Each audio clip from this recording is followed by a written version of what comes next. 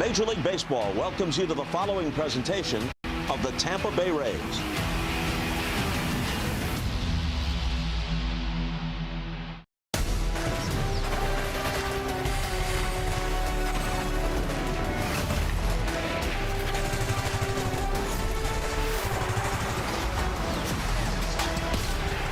Rays TV is presented by Union Home Mortgage. Tonight the Rays and the Cleveland Guardians go at it again. Game 2 following a victory for the Rays to open the series last night by a count of 11-3. With Brian Anderson, Dwayne Stats, great to have you aboard. Ryan Bass joined us throughout the evening as well. Chandler Simpson, what a good time he is having this month. And let's start with his activity so far, B.A. You're right. He's having a huge month of July. You know, he's back to staying on top of the baseball. That's been the key for him. He's keeping the ball, for the most part, out of the air. When he does that, he becomes the most dangerous version of himself. And in 18 games, a batting average approaching 400 at 388. He's got 4 doubles, 2 triples. When he gets out on the bases, we know what kind of base stealer he is. 7 stolen bases, bat manipulation.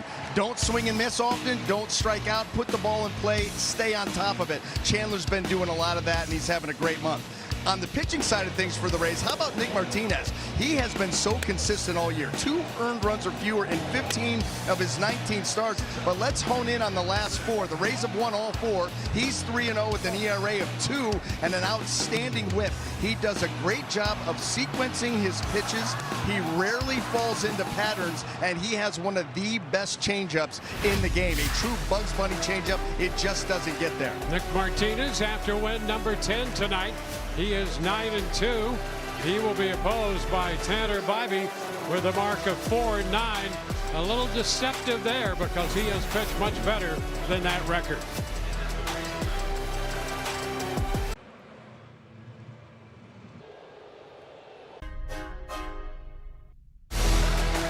Rays TV is brought to you by Orlando Health. We make it personal. By Rooms to Go. Hurry in to get big savings and endless sofa possibilities. And by Suncoast Credit Union. Be free checking with more perks to save big. Open your account at suncoast.com. Rays and the Guardians continue their series, and the Rays look to continue their winning ways at home, sweet home.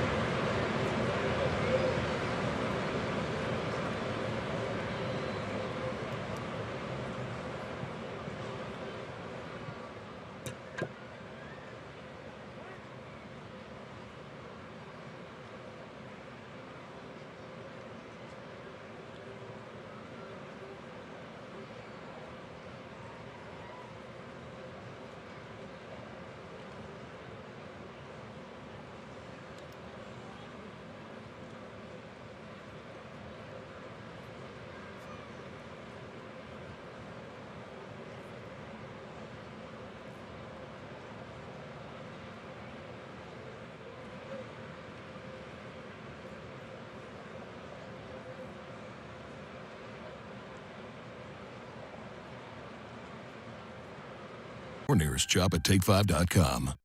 Nick Martinez did not just join the Rays rotation this season. He stepped into a leadership role, setting the tone with poise, belief, and a winning edge. One of the American League's steadiest arms, Martinez has turned command into confidence and given Tampa Bay a chance every time he takes to the mound.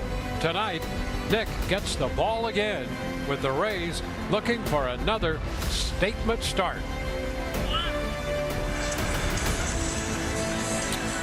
Rays TV is presented by Union Home Mortgage. Rays and the Guardians set the square off, and before first pitch, let's check in with Ryan Bass. Well, Dwayne, when the Rays acquired Ben Williamson from Seattle this offseason, Drew Rasmussen told me the first thing he did was reach out to the front office and say, what are we getting? And the response was pretty quick and simple. The defense off the charts. Well, a few months later, he's proving it all over the infield. The two plays he made at shortstop last night were downright impressive. Take a look at these web gems from Ben Williamson. Kevin Cash said afterwards, how lucky are we to have a guy to fill in between what I think is the best defensive shortstop in baseball and make plays like that. And speaking of Taylor Walls, he even gave Williamson a nickname, the Manual. Because if you were writing a textbook on how to field a ground ball, well, Walls says Ben would be the model. Everything from the way he attacks the ball to the way he gets it out of his glove is fundamentally sound. Williamson told me that's all thanks to the coaches he had growing up who taught him the fundamentals first and let the athleticism follow. And Dwayne B.A., if that wasn't enough, he's even pitched in 5 games this season. Betty Baseball really does do it all. Yeah, you're absolutely right. He's been hot at the plate as well for the last 2 or 3 weeks, hitting over 360 in that stretch. Lineups for Cleveland brought to you by Orlando Health. Stephen Kwan's going to lead off, followed by Jose Ramirez. Travis Bazzana is the number 3 hitter, the DH. Brian Rocchio at shortstop. Angel Martinez is in right. Kyle Manzardo starting at first base tonight. He will be in front of Gabriel Arias at second base. Patrick Bailey will do the catching. And in center field again tonight, Petey Halpin batting ninth. Well, here he is, Dwayne. Without further ado, Nick Martinez making his 20th start of the season.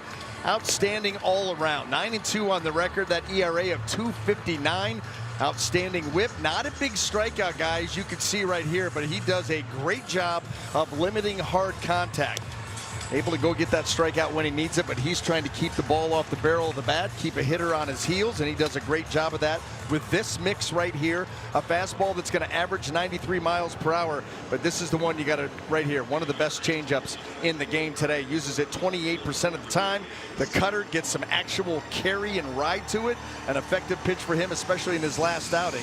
And Nick Martinez, he is the consummate pitcher. Pitches to contact, not afraid to use that very good defense that he has behind him. And here we go with Stephen Kwan stepping in, starting the night at 2:48. And the first pitch delivered by Nick Martinez, and he starts him with a fastball and off the plate a little bit.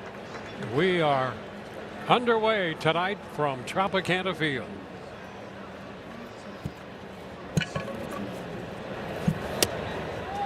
There's a strike. Todd Tishner calling the balls and strikes, the crew chief of this umpiring group.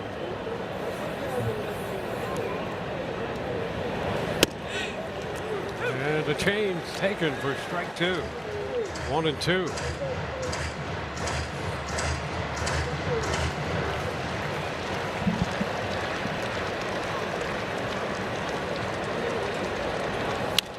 That's fouled back. Kwan, in his career, 28 years old, his best year, 92, when he hit 292 and 24 with 14 home runs. And there's a liner, base hit, couple of hops into right in front of Victor Mesa Jr. And Kwan is aboard. Well, you don't see that very often, a guy that's able to stay back on the changeup of Nick Martinez, but that's what Kwan does right there. He has that front hip kind of curled, and he's able to stay back and time that swing well. That's impressive right there, because we talk an awful lot about Brian Baker and the velocity differential because he's got the elite fastball. Well, there's a huge velocity differential with Nick Martinez too, so tough for guys to stay back. Quan did a great job there. Now Jose Ramirez, after the first pitch, bouncing it foul. The boy Cleveland missing him in this lineup, out with that fractured hammy, and back in there. And still not able to get out there every day as he continues to let that hand heal. How important that is to a hitter. And so the fact that he's even back, you're right. This is a team that has really struggled offensively, and certainly when his name goes back in the lineup, he becomes the focal point. Now, Cleveland came into this series hitting .233 as a team.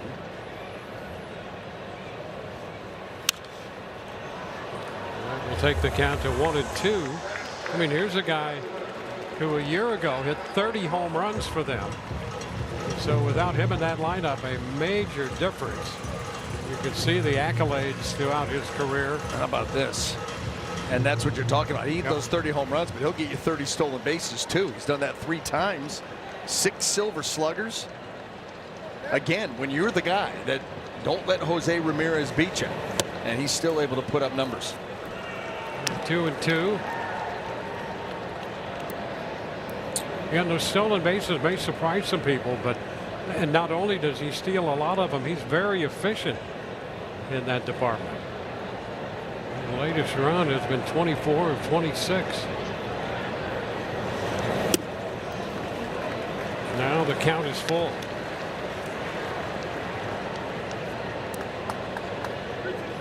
Cleveland starting tonight with 54 wins, 51 losses.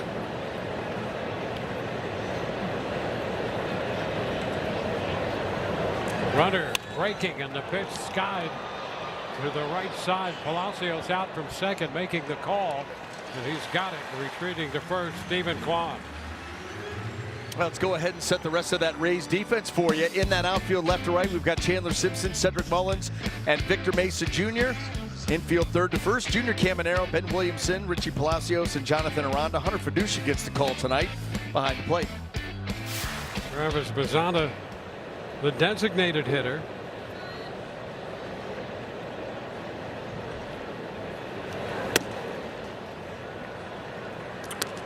Ball one.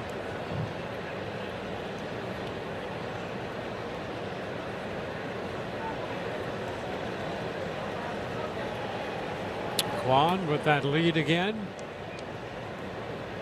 And a move over there. Oh, that was close.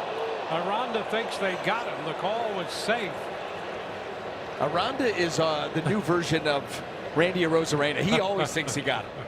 But you're right, they had him. I mean, Kwan was, oh boy. He dove to that back edge. The ball was there in time. Watch Kwan, he is caught here. That's all it takes, but look at how he's able to get that hand around the tag attempt. Because he was hung out to dry and somehow got back. Down to first, that's a fair ball out there, and now they have the rundown going. Back to first, and the tag is applied, and the Rays do actually get the double play. And that will retire the side. Nicely done by the Rays right there. When we come back, Yandy Diaz will lead off.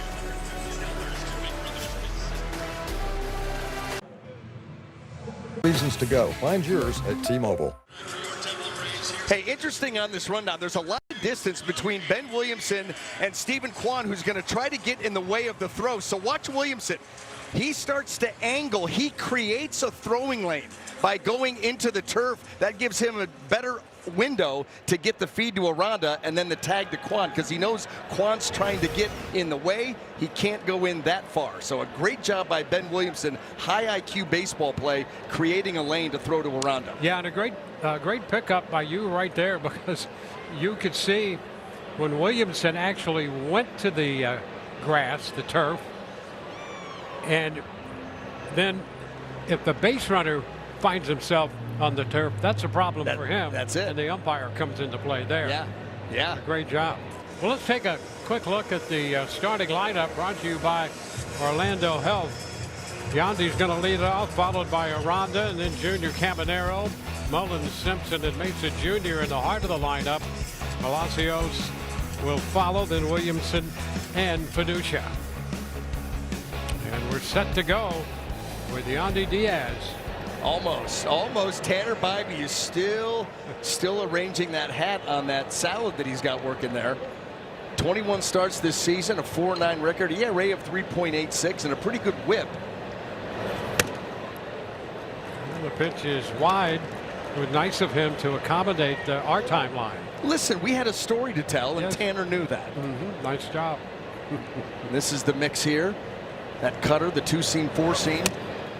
That cutter, he kind of uses that similar to how Drew Rasmussen. Like he will change the shape of it and get a little angle and get a little tilt with it. Change up, curveball, occasional sweeper, sits about 94. Well, he gives you a lot to think about. And he has missed on the first 3 pitches. It's a 3-0 count here.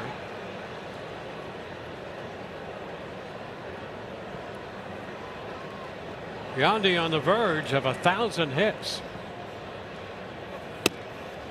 And he takes that for a strike, 3-1.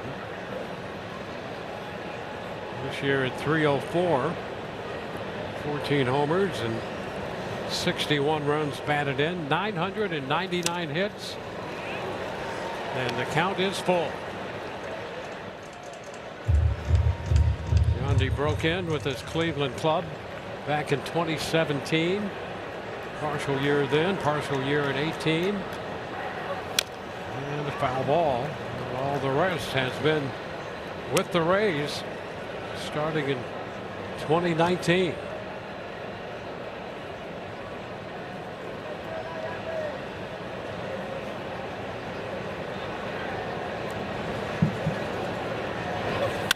And there it is. Base hit into right. And for Yandy, hit number 1,000. So he worked the count full, and now he is at the 1,000 mark in hits in the big leagues. It's with the Rays. So 4th in franchise history with those 1,000 hits. As we mentioned, he was with Cleveland, and he had 75 hits in parts of 2 years with them. But 1,000 hits in a Rays uniform. Was there any more appropriate way to get the 1,000th hit? A fastball that he lets get deep into the strike zone and then shoots it into right field. How many times have we seen him do that?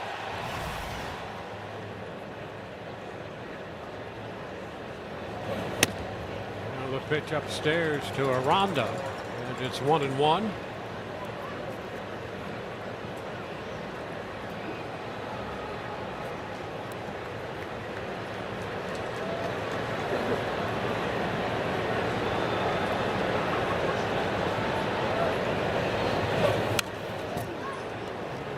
Take the count to a ball, 2 strikes. Aranda with a couple hits against this Cleveland right-hander in his career, 2 for 6. One of those a home run. But behind in the count right now.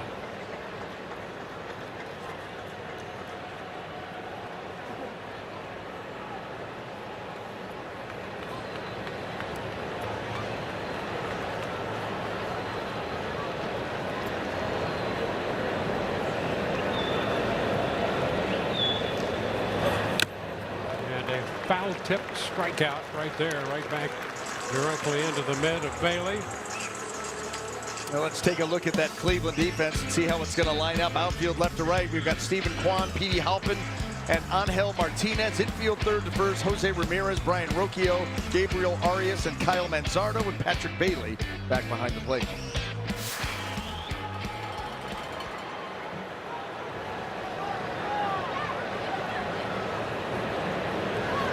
Caminero starting the night at 286. That's a strike.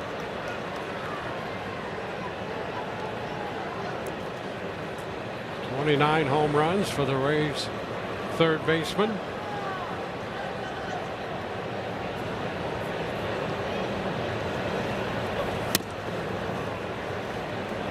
31. Bobby, 27 years old, out of Cal State Fullerton. 12 and 11 a year ago in 31 starts.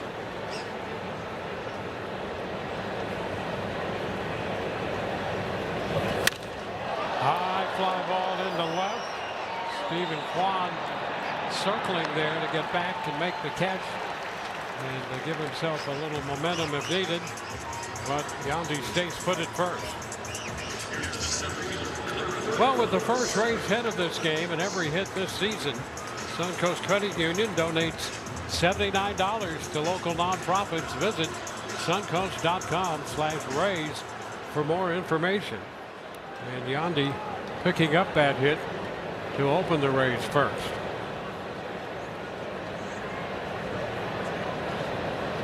Cedric Mullins going to bunt. Goes so foul right back into the netting.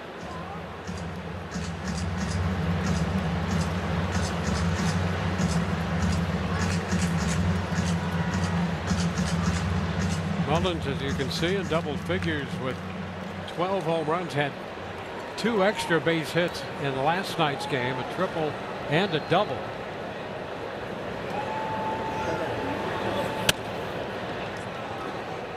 I'll tell you, he has so turned around his season offensively. He's been really good defensively all year. Got off to a little bit of a slow start at the plate, but you'd hardly remember it now the way that he's been going. You know, with the home runs, the extra base hits, he's laid down some bunts. He can steal you some bags. He's been doing a little bit of everything. And he takes that pitch. A good look at ball 2. Up a little bit right there. You got to believe too that there's a comfort level. You know, kind of like the same thing we see with Victor Mesa Jr., where he really looks comfortable.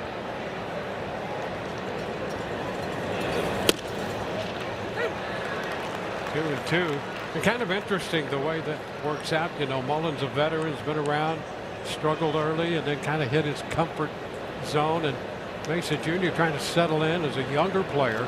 And boy, you're right about him. He has swung the bat extremely well. I just like, he's hit the 5 home runs in his last 11 games. I think a couple of those games he didn't even have a plate appearance. But you've seen some 2-strike approach stuff out of him too. And the center field, that will hang up long enough for Halpin to make the catch. Ray's got a base hit. Leave a man on to the second. No score.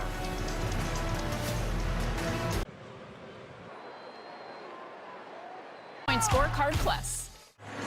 Be sure and finish the summer at Tropicana Field with the Tampa Bay Rays with the Purchase the Summer Family Pack for a ticket to the game, meals for everyone, and a parking pass.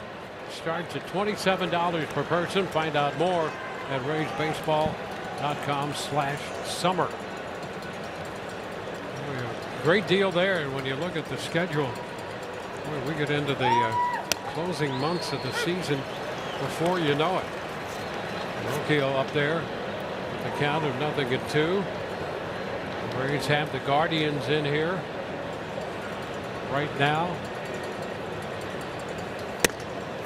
Upstairs, 1 ball, 2 strikes. And boy, here July is almost all over. Texas will be coming in, and then the White Sox on this homestand as well. It's a hot shot down the right field line. Had some distance, but fortunately for the Rays, a foul ball. Boy, summer does go fast, doesn't it? Wow. You go into some of the big box stores and you've got the back to school displays out already. The back to school list. That'll be the Monday off day, Dwayne. There you go. Yeah. Yep. It is. It's because you're always at the beginning of the year like, well, as soon as school lets out and then the kids can come to the games, the attendance will pick up. And now we're already talking about them getting ready to go back. Yep. And a cut and miss. A nice job on the changeup right there. Yeah. And you know what? That's why, because of the velocity differential, sometimes you can get away with poor location. Our Advent Health strike zone. I don't think that this is where Nick Martinez wanted that changeup.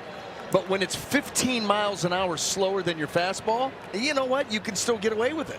Hitters just can't wait. No.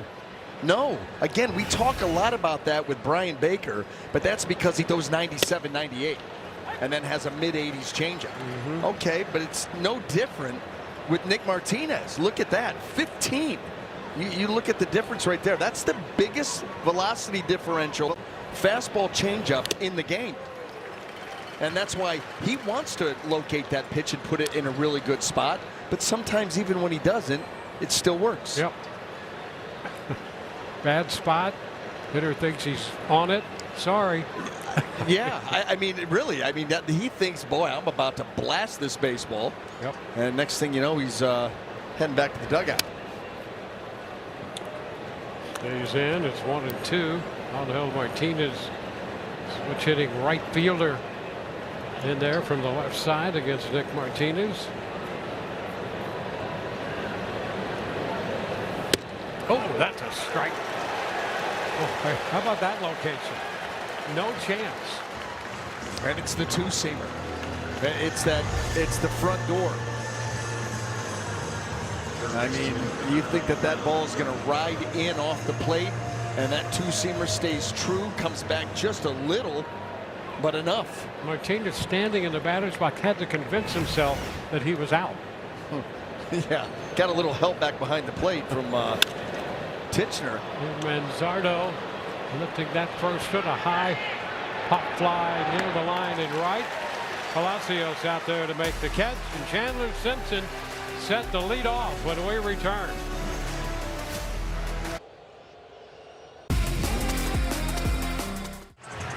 Our Liberty Mutual Insurance field coverage. Let's take a look at the hit leaders this month, and right there tied at the very top, Chandler Simpson, Chase DeLauder playing for Cleveland.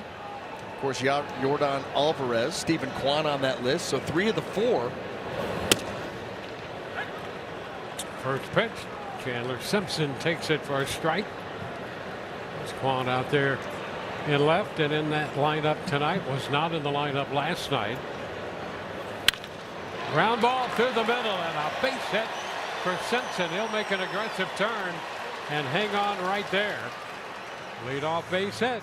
Petey Halpin out there in center field played that ground ball like it was an infield chopper that he was charging. He knows that Chandler Simpson, great job number 1, stay on top of the baseball, get that ball on the ground. Watch Halpin. I mean, he is getting after it because he knows that if he doesn't, Chandler will be sliding into second. So that's how you've got to play defensively, even in the outfield. Victor Mesa Jr. takes ball 1. Attempted that opening breaking ball that would not cut much.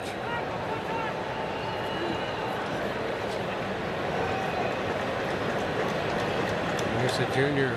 stepping back.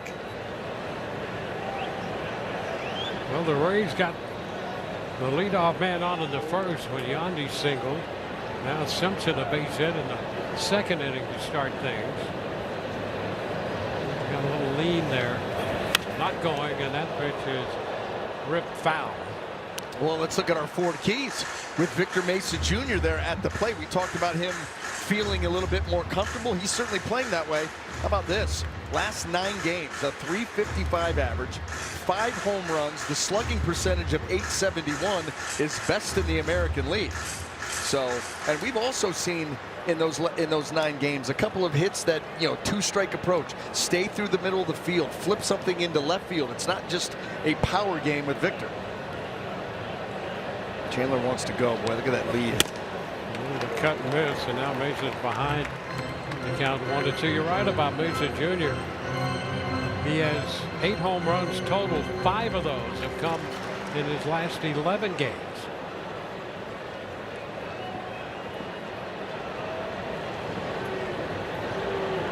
1-2, and a foul tip right back into the catcher's mitt.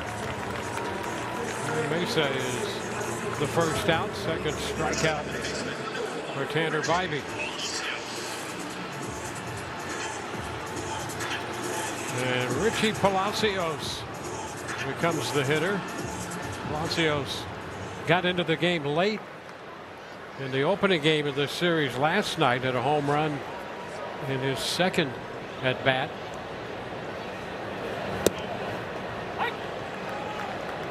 There's a strike. How about Tanner Bybee? He's given up 5 stolen bases in 6 attempts, but 3 pickoffs. And the Rays very much aware of that. Chandler has shortened that lead too. 1. It was a quick unload by Bybee there out of the stretch. As a right-handed pitcher, and obviously with the 3 pickoffs and only giving up 5 stolen bases so far, it's about timing. I mean, you're kind of limited with the pitch clock, but you can't be rhythmic. You can't have the same hold. Sometimes you hold. Oh, there you go. He started, and they've got him in a rundown now. Get him involved. Bybee wants to get rid of this. How about this? And he hit him with that toss, and he got back in. Boy, that says a lot for staying alive in that rundown, because he was hung out to dry and managed to get back to the bag. Fans appreciate that effort. This is one of the worst rundown efforts you'll ever see. I mean, really. And now you got the pitcher involved. He actually does as well a job as anybody else. And right there, that last-minute option pitch that hits Arias. See, no one, I mean, oh man, that was a mess. So the Rays still have that base runner at first. 2-1 to count on Palacios. Nobody ran him far enough. Nobody closed ground. I think everybody was afraid that he would shoot past them. Sure. So they kept him in the middle, but that's what all they did. They just kept him in the middle until they finally made a mistake. There he goes, and the pitch is swung on and popped up short right. Now he's going to have to get back to first. It's going to be tough for him, and they double him up. How about that? After all of that, Palacios with that popper in the short right, and Chandler is doubled off first base. Got deked a little bit right there too. No score.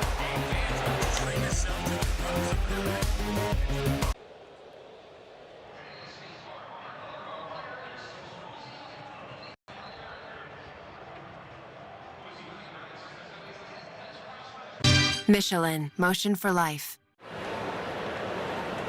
We go to inning 3. Arias leads it off. And the first pitch is in there for a strike. Arias, then Bailey, followed by Halpin.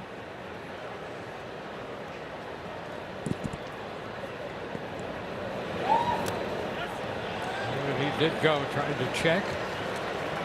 And it's a 0-2 count.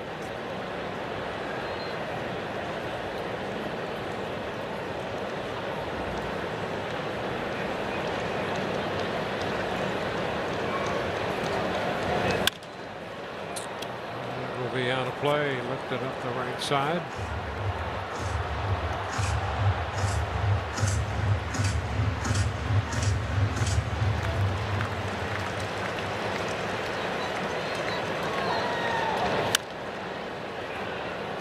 Foul.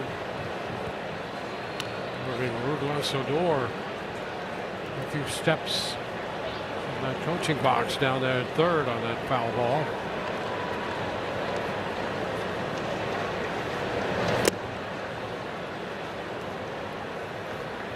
1-2. Dwayne, I got a text. I got a text from the representatives of Tom Amansky, and they are imploring us to destroy all footage of that rundown. It never happened. This was down. That was quite an inning. The entire thing, bottom of the second. I mean, you had Petey charging that ball to keep Chandler from turning it into a double. Yep. Then you had him get picked off by Bybee. That was his 4th pickoff this year. And then, oh, there's a base hit, just inside the bag. Then you had the pickoff, and they've got Chandler dead to rights, and everybody got involved in one of the worst rundowns you'll ever see until they finally make a mistake, and that allows Chandler to get back. Now you're thinking, okay, something really good's going to happen now. And then a pop-up into shallow right field, and they turn a double play because Chandler was off and running. He got deked out at second base. Some gamesmanship going on out there. Yeah, he actually rounded second and then had to try to retrace his steps. Let's take a look at that again. You look at Rocchio. Rocchio is acting like it was a ground ball double play. And then by the time he realized it's too late, he's got too far to go, and Cleveland's able to get him. But Brian Rocchio playing like it was like he was turning two. Simpson trying to find his grounding out there. Hey, there's a high popper. That's going to be foul. And Williamson hustling out there, angling from shortstop, makes the catch. Get ready for Kurtz in the third. If the Rays score a run in the third inning, you score free Wisconsin cheese curds. Here's what I'd like to see, and I think I know the answer. But that deke out there by Brian Rocchio doesn't happen if you take a peek at home plate when the ball's thrown. All Chandler knows was the ball that was put in play. He heard the crack of the bat, has no idea where it went. So Rocchio now can play that game. He can deke him like that. If you take a quick peek in and see the ball off the bat is up in the air, now you already know you got to head back, and the deke is not gonna get you like it did. Yeah. But if the head's down and you're running full speed ahead, it becomes an issue. Start and stop at first there by Arias, and this is why it works. This is why the deke works. He hears the crack of the bat, has no idea where the ball is. So when Rocchio does that, he's like, oh. Then by the time he finds it, grab the head because you know you're in trouble. And you're not able to get back in time. That's why that deke worked, is Chandler had no idea where that ball was hit. I mean, for all he knew, the crack of the bat was a foul ball. Yeah. Halpin trying to catch up to that one. Missed it. Could not get started in time.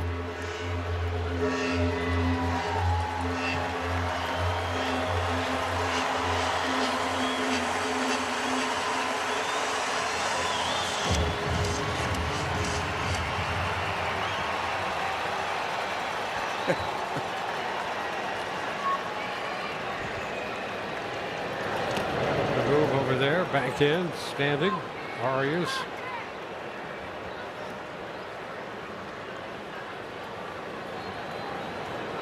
Petey Halpin into the game at 198. 38 games under his belt.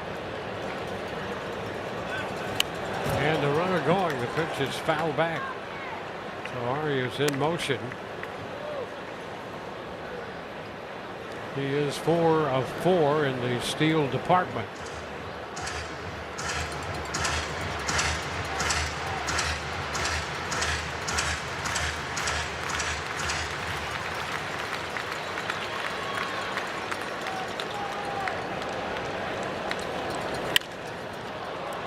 And to left, Simpson will back up to make the catch.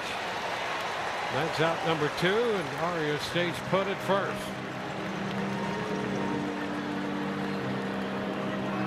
And we swing to the top of the order. Our Toyota trend. How about this turnaround by Stephen Kwan? March, April, May, June. Not so good. 78 games, a 212 average OPS. But look at July. The top hitter in July, 19 games, a 436 average. How about the OPS? 4 digits.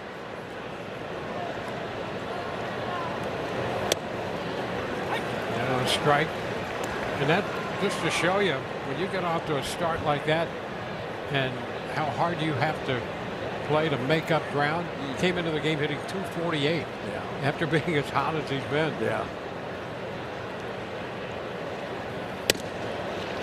Well, I had to break down Stephen Kwan and Chandler Simpson in the pregame show, and I know when I go on, you run out of the, I mean, you can't get far away from the booth, and I don't blame you. Well, I try to get in a very secluded spot with a big screen that I can watch. Okay. Well, as opposed to just sitting here and watching it live. That's right. Fly ball to right, Mason Jr. on the track will make the catch. Bottom of the third coming. Ben Williamson set to lead off.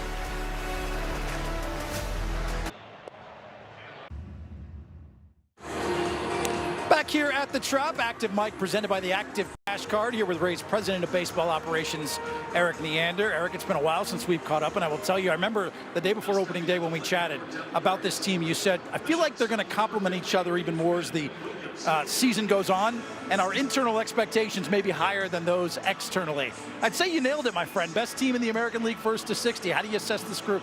Yeah, look, we had some optimism for this group, but safe to say we were wrong, and they've exceeded it to this point.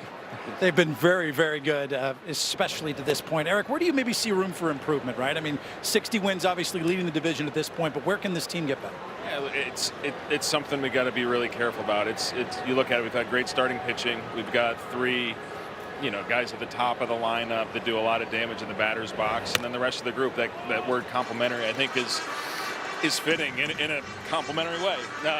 It's guys that are athletes that put the ball in play, can play small ball, can play to the situation of a game, right? Like down one, up one, whatever it may be. And the big thing for us, you got the three big hitters, and you got athletes, you got defense, you got contact, is making sure that anything we do, this team's in first place for a reason. They have the best record in the American League for the reason. Some of those ways are obvious, some are not. If we make additions, we have to be certain that they're going to help us, and not just help us in one area, but give something back in another. We have about 8 days to decide that with the trade deadline coming up. This team is in first place at the latest point in the season since you won that division title back in 2021. How does that play into your decision-making with the trade deadline approach? Yeah, it's a long-stated kind of approach that the more the division is attainable, the more we're going to be willing to pay a little bit of a greater price to help that team improve itself further. There's a lot to be said about winning this division, given how talented everybody in this division is every single year. And furthermore, the chance to win a division, have the opportunity to skip around in the postseason is huge, and is very advantageous for making a deeper run. So the more we have a chance to win the division, typically the more we're going to look to be aggressive in how we enhance the team's chances. You've done a great job at amassing talent in the farm system specifically. You always talk about one eye on the present, one eye on the future. How do you balance adding a piece potentially to help with the deep postseason run versus mortgaging some of the future and the really talented prospects you guys have? Yeah, it helps when you have people like Grady Emerson that are here today to keep that pipeline strong. And congratulations to Grady and his family, Chuck Ritchie, our scouting staff. They do a wonderful job in the amateur sense here, just with the draft, of bringing talent in, and it helps. If we need to have strength in numbers coming up through our system to remain competitive, but sometimes you got to pay a little bit of a premium for timing, when it's right. So yeah, it's a juggling act. We're not perfect. There's plenty of trades that, with the benefit of hindsight, you might do differently, but when you're in a position where your team is playing this well and has a chance to do something special, no promises, but you want to try to find ways to help them out. A single there by Fiducia to turn the lineup over to Yandy Diaz. You did mention Grady Emerson. We got a chance to see him on the field. The poise, the professionalism he has for an 18-year-old. Obviously, there's a reason he was the second overall selection. What do you in this group like so much about him and his promising future? Just a really, really well-rounded talent profile that's been exposed to a lot. Has been on Team USA over and over again. He was kind of the most hyped, high school player in this draft class for some time now, and he's maintained it. That's not an easy thing to do with to play that pressure, and beyond the talent, I think just the makeup is everything you'd want to see in someone that is going to have those expectations on him with, like I said, a wonderful family behind him, that you need that support system, to make it all work, and he certainly has that. We can't wait to get him started.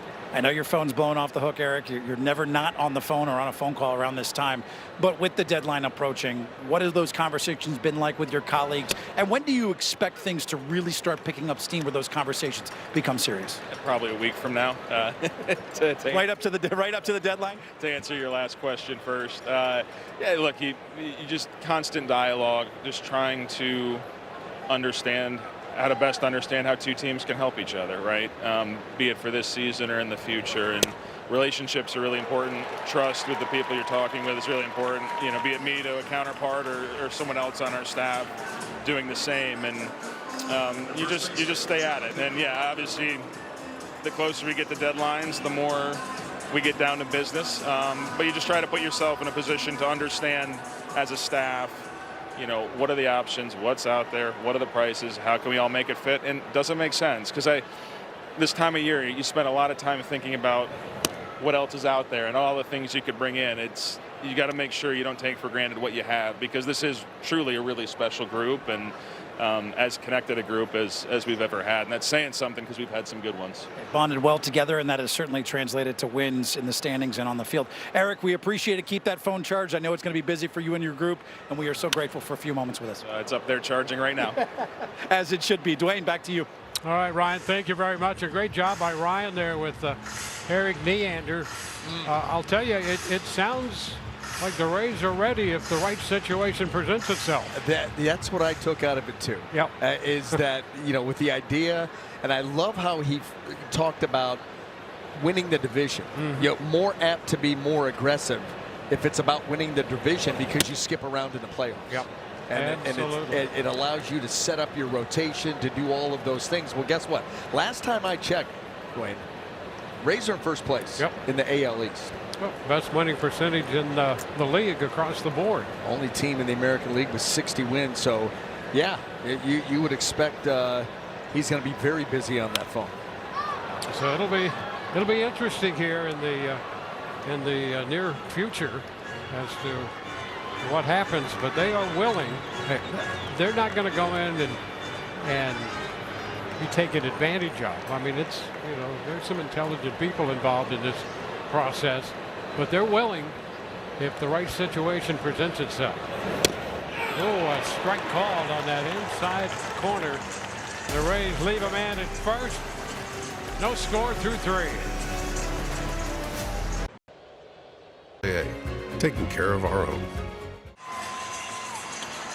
Union Home Mortgage drone cam back in action, as we have seen so many times. Different angles of this great metropolitan area and then some in Tampa Bay. Jose Ramirez will take that first pitch for a strike. Ramirez, a little popper into short right, handled by the Rays second baseman Richie Palacios. First time up, 0-2 now on the foul ball.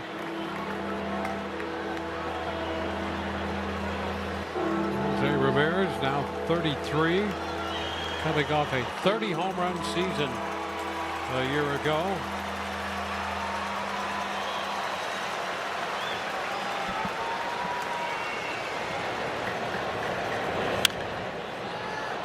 That's a high popper on the infield. Aranda coming in from first. He'll have to back up and makes the catch with that big first baseman's mitt. I'll tell you, that's a pop up on the infield, but by no means is that routine. Well, way up there. By the way, Nick Martinez was holding his ground. He was going to try to make a play on that till Aranda called him off, and then had to circle back and make that. Yeah, Nick is like, hey, listen, if no one else is coming in here, I'll take care of it. Who did he call off early in the season? He made a play like that, a pop-up in the infield, and just waved everybody off himself. Yeah, that was caught one of his early starts. Yeah. Going to do it again. Degree of difficulty a little higher on this one. Yes.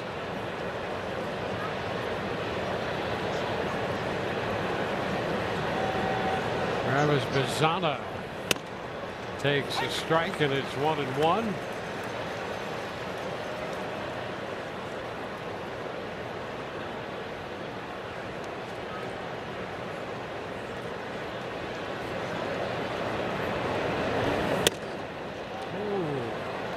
A little bit high there.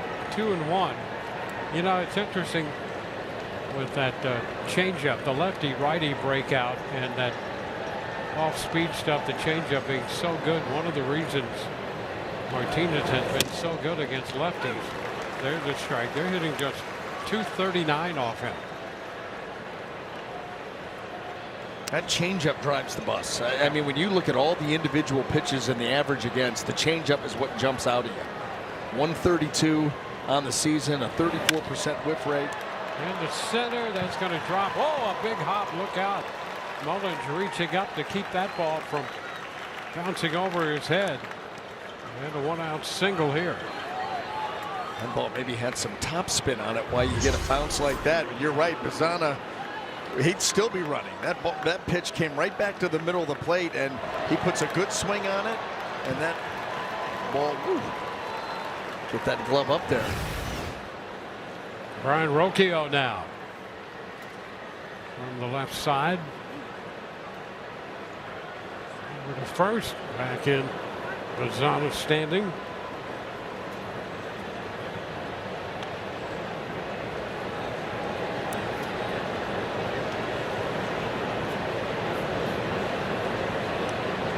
Rocchio had 2 hits last night, including a run batted in on a double. Runner starts and stops. Pitch is up. Paduccia coming out of there in a hurry behind the plate. These two teams run more than any other in the American League. Cleveland was leading the way coming into the series. Bazzana's got 15 stolen bases.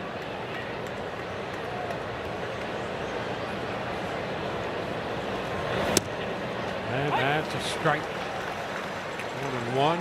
Trying to time Nick Martinez over there, trying to make some things happen. Certainly trying to get into the head of Nick Martinez.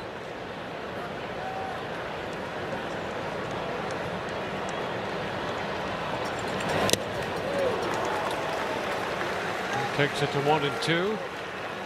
Change up.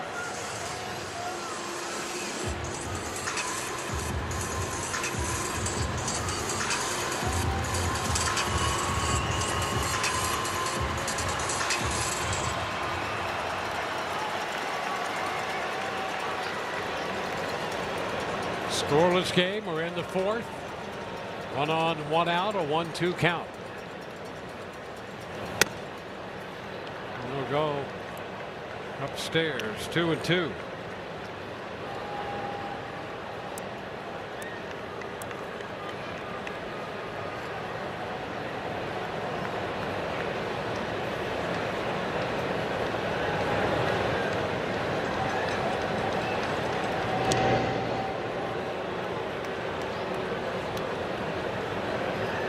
Bazzana chatting with Sandy Alomar Jr.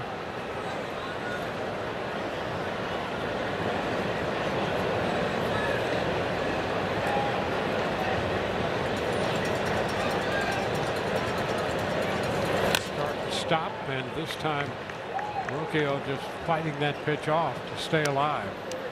Chopping it foul. Gallows humor right there. Just kind of chuckling away, realizing not a very offensive swing, but it does allow him to see another pitch. See if Bazzana finally goes. He has been itching. Stays put. The pitch is foul right back. That was almost that he scared himself there. He got such a good break that he stopped. I mean, if he would have kept going, he would have stole that bag. No issues. I can't believe it's this good. Yeah, right.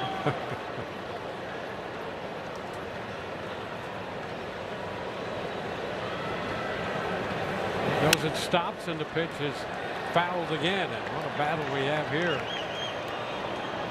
There'll be at least 8 pitches into this at bat.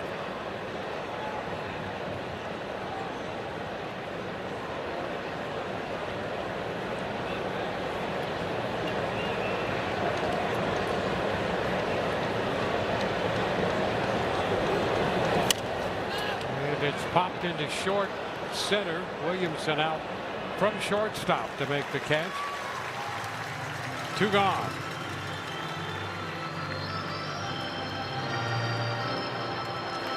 So Bazzana is still at first.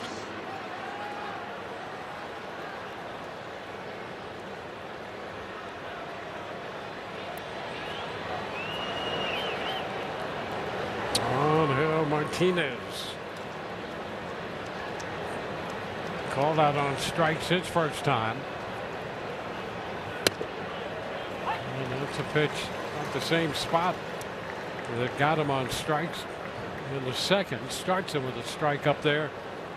Second time up here.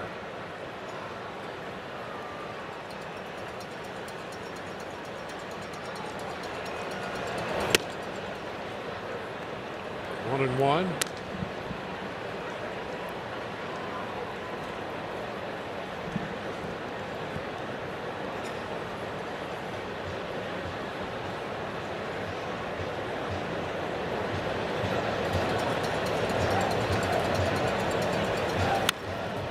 Foul back. So Martinez ahead in the count. 1-2.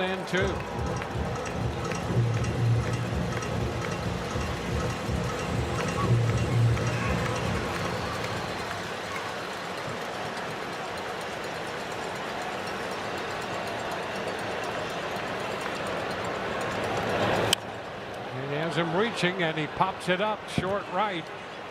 That's Mesa Jr. making the catch to retire the side. Bottom of the fourth coming. Junior Caminero will lead off. Fargo, terms apply. Scoreless here at the Trop. Junior Caminero digging in for the Rays, hoping to score some runs here. A guy who certainly knows how to drive in a couple is here with me. Grady Emerson, the Rays' second overall selection in this year's baseball draft. Grady, first of all, welcome to the Trop. Loved pregame getting an opportunity to meet you and your family, and you had a chance to hang out with this guy that's stepping in Junior Caminero. Your little brother actually has a Caminero jersey shirt on. What was your conversations like with Cam? Yeah, that was super cool, obviously getting to talk to him, but when he walked up, just said what's up and how he's happy that I was here, and then we just kind of talked about his hitting a little bit, and then he's asking a couple questions, and he just gave some advice, just be myself, enjoy the process, work hard, and then he ended with like, hopefully, I'll be seeing you on the left side of the infield here soon. Tell you what, man, you got a chance to watch him take BP as he's launching some into the seats in the outfield as he grounds out there. Had to be pretty. You know how to hit the baseball yourself. Pretty impressed with what he can do. Yeah, I've never seen anything like it. Like, I've watched a lot of very talented people hit BP. That was unreal. Like, he was hitting balls in the second deck over there off the catwalk. I was just in awe. I looked at my dad and I'm like, is that what I'm supposed to be doing? I was like, oh my gosh. That is what a superstar phenom certainly does. Grady, and talking with your dad, he was saying how much you guys were hopeful that the Rays would be the organization that drafted you, the comfort level and the family type atmosphere throughout the entire process. Why was this the organization you felt like among the teams at the top of the draft you were really hoping for? Yeah, so first of all, I mean, the player development here is second to none, I'm like, just talking to ex-MLB players like Eric Hosmer, I talked to him at the ESPYs. He was like, man, you got into a great organization for development. They really care about you. They treat you right. They put a lot of time and effort into you guys, into y'all young players. And the fact that I was able to step into that and be welcomed from day one was super amazing. Obviously, the talent, I mean, they're in first place right now in their division. They've always been a winning program, so it's nice to be able to step into that as well and hopefully make an impact. You know some of the guys in the minors, too. You mentioned Theo Gillen, a former fellow Texas guy, Slater DeBrun, who you, of course, know, too. So that familiarity, how much can that help knowing some of the prospects coming up with you? Yeah, it helps a lot because obviously now I have guys that I can lean on who have been through it a little bit. I can ask them questions like, hey, what worked, what didn't work, what have you been doing? And so it's nice to have them around, especially in the complex right now, having Daniel Pierce, Slater DeBrun, Tate McRae. Like, it's really comforting for me, and it makes me feel confident what I'm about to do, into this journey. And, just being able to rely on them and just ask them a bunch of things is going to be a big resource for me. I know this kind of went viral when you talked about it, but on your intro call, you had mentioned, I want to be in the big leagues by the time I'm 20. That's 2 years from now. And Grady, I mean, there's a lot that goes into that, as there's a nice 2-out single by Chandler. How do you make that dream a possibility? Because we see some guys do that jump, but it's rare high schoolers make that jump in 2 years. Yeah, absolutely. I think the biggest thing is just put your head down and work, like don't take anything for granted and just go in, day out, and try to get that 1% better. That's the thing is you can't lose that and you can't try to be in the big leagues the next day. You just have to keep trying to get better at something every single day. I think the more you do that, the more I stay true to myself, I think the faster everything's going to go. You were already down at the Port Charlotte complex working out this morning. What's the next steps for you, and how soon do we get to see you on a field in the minors? Man, so right now they got me down there just working out, getting adjusted to everything, and then hopefully, I'll start in the Bridge League play, and then hopefully end the season in low A. We'll see, though. It's not my call. Well, I'll tell you what, man. Just meeting you, getting to meet your family, having you in this organization, it feels like the perfect fit, Grady. And so grateful to have you here. Thanks for a few moments with us, man, and keep crushing it. We hope to see you up here in a couple of years, buddy. Absolutely. Thank you. Dwayne, back to you. All right, here's an attempt on a barehanded pickup and no play there. As Mesa Jr. put it down, a little roller up that left side, and coming in from third no chance to make a play. And the Rays have men at first and second with 2 out. This is how the Rays offense can confound you. I mean, you got a 2-out base hit from Chandler Simpson. Victor Mesa, who has 5 homers in his last 9 games with plate appearances, is going to lay down a bunt. The last thing that Cleveland was thinking about. Jose Ramirez comes in. He's not going to be able to make a play, even if he is able to barehand that ball. So now with 2 outs, the Rays start to build something. We've seen them do that an awful lot this year. 2 out, nobody on, and they start to put something together and come up with some runs. Richie Palacios fouling it back. Out of play, strike 1. And that's the other thing. You know, we were talking about Victor Mesa Jr. earlier in this telecast and how comfortable he seems, and the way that his game, you know, the more increased playing time, the bat started to come alive, the long ball, but the ability to do that. You know, you think he'd be looking to drive something there with 2 outs. He's just trying to keep the line moving. And to be able to do it.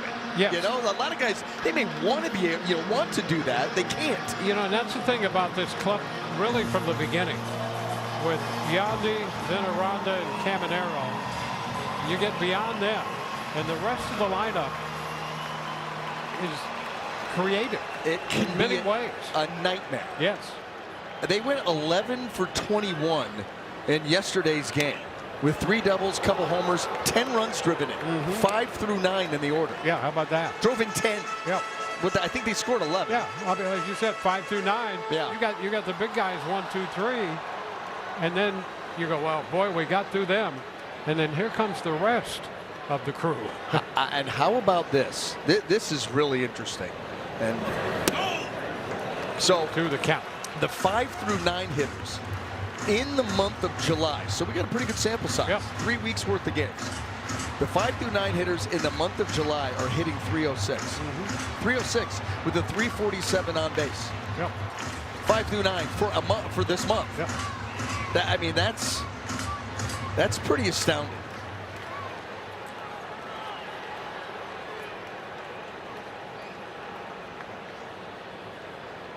How are they not scoring like 9 runs a game now? Well, they scored 11. That's true. Yesterday. That's what it's down. 3 and 2. But it is. You know, everybody focuses on the top 3 and go, and then all those other guys. Well, those other guys will beat them. Yeah. They do a lot of things right. Yes, they do.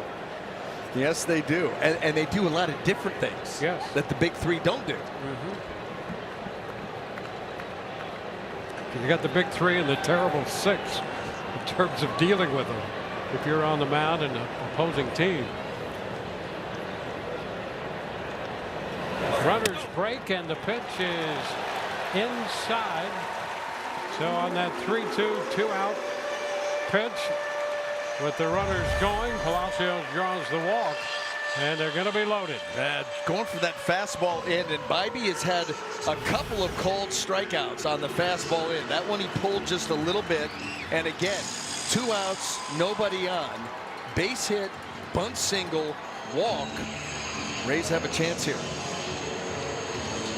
Ben Williamson's going to be the hitter. Bailey and Bybee going to talk it over on the mound. Well, they're talking right now. Be careful of pitching him exclusively middle of the plate away, because Ben Williamson is one of the best in this lineup going up the middle the other way. So don't be surprised if they try to crowd him or try to get him off of that pitch away, because Ben will shoot you the other way.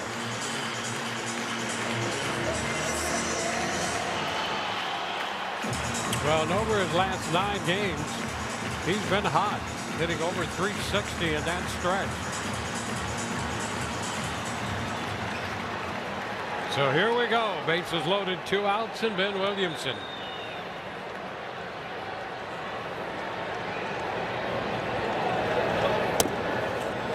And the ball wide.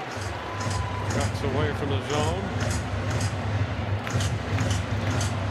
Williamson coming into this game had 4 at-bats against Bybee, 1 for 4. So he's seen him prior to this one. It's 1-1.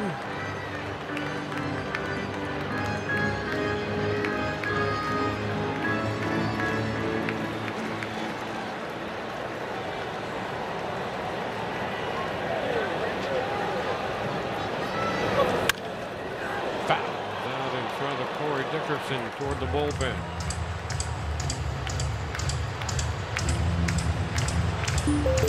Oh, hot corner alert. Rays lead the American League this month with 43 runs scored with 2 outs. We were just talking about that. They have, and I'll tell you what, not all of those runs obviously, but there have been a good number of those runs that were 2 outs, nobody on, and they were able to come up with something like they're trying to do here. 1-2, and a foul ball back. So Williamson extends the at bat for at least another pitch. One mistake. You're looking for one mistake. Bivey's thrown a lot of pitches this inning.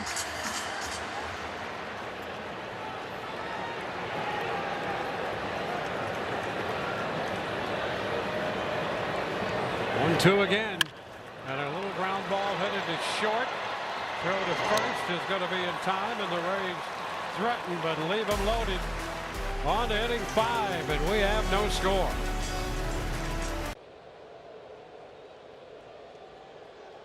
In-store and on Dix.com today. Your favorite game day companion is here Sunday, which will be tomorrow.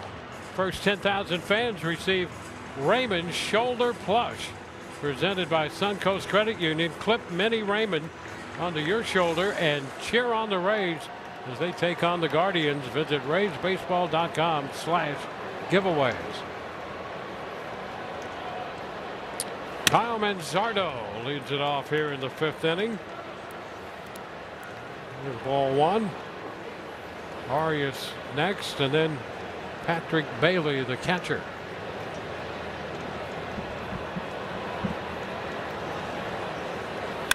Manzardo lifts it into center field, and waiting, it's Mullins who makes the catch.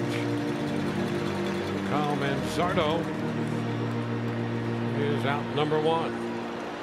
Here's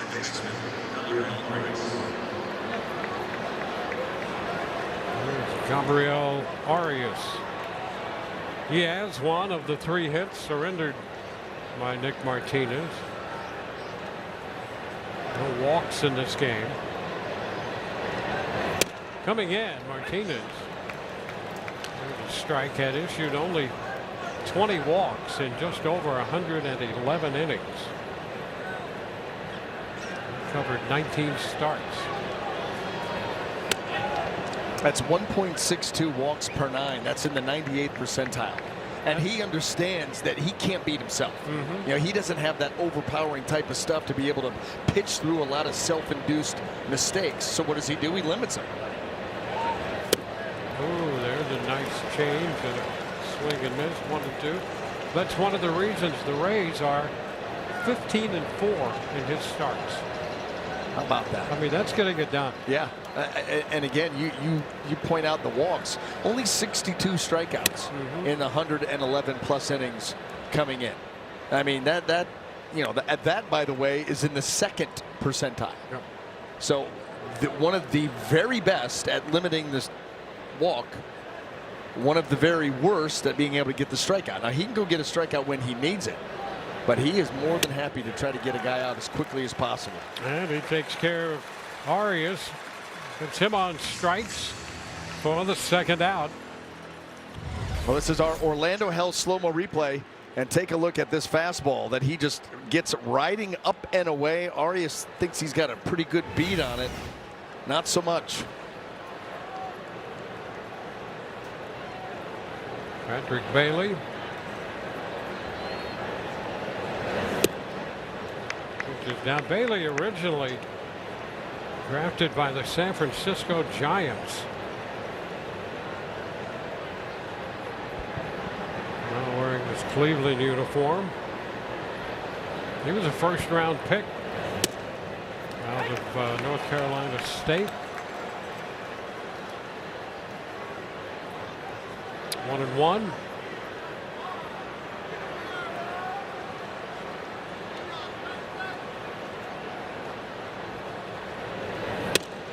Ooh, and that comes back for a strike.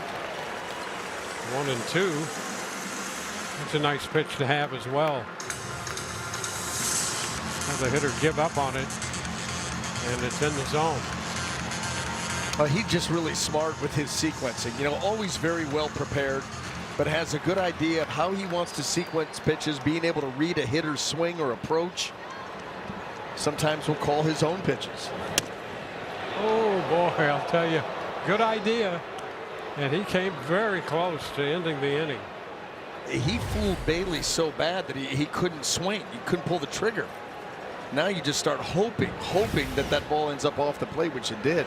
Not by much. Coming right back in. How about it? And he strikes him out. A cut and miss. 2 strikeouts here. Back to back in the 5th. We go to the bottom of inning 5. We have no score. There's that strikeout pitch.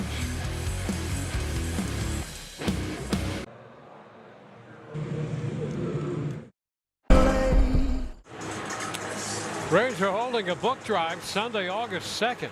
Fans who donate 5 or more children's books will get a ticket voucher to a home game this season. For more info, visit RaysBaseball.com/reading. Bottom of inning 5. The catcher's challenging the pitch. Here, Hunter Fiducia took that first pitch for a ball, and immediately Patrick Bailey challenging that pitch. Cleveland has 2 releases. Just got a little bit of it for a strike. ABS powered by T-Mobile. And they convert that first pitch into strike 1.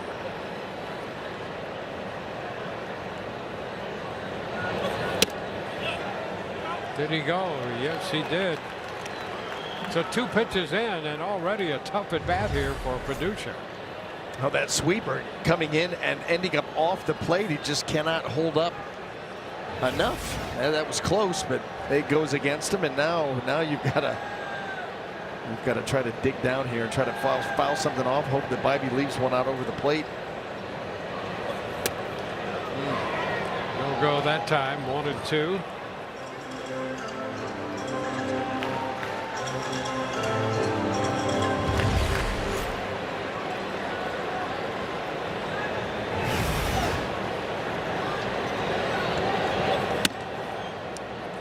Too tight. 2-2. Tanner Bibee.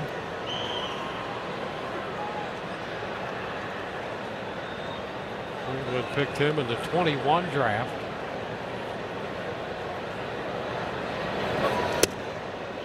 And it's gone from 0-2 to 3-2 now.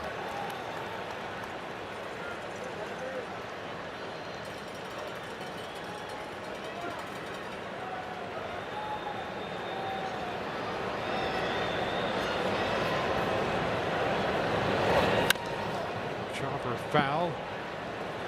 Bibee worked 6 innings his last outing. That was on the 20th against Minnesota. Picked up a win. Working in the 5th inning here. And again a 3-2. Got it in on him. A little roller picked up by Arias, the second baseman, and that's the first out.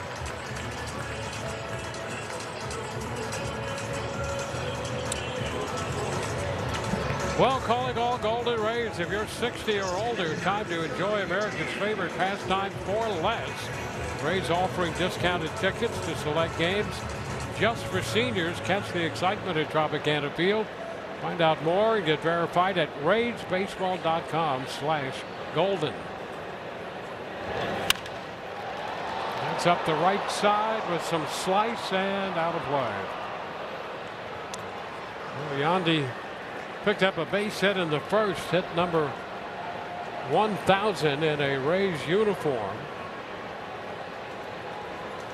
Called out on strikes in the 3rd.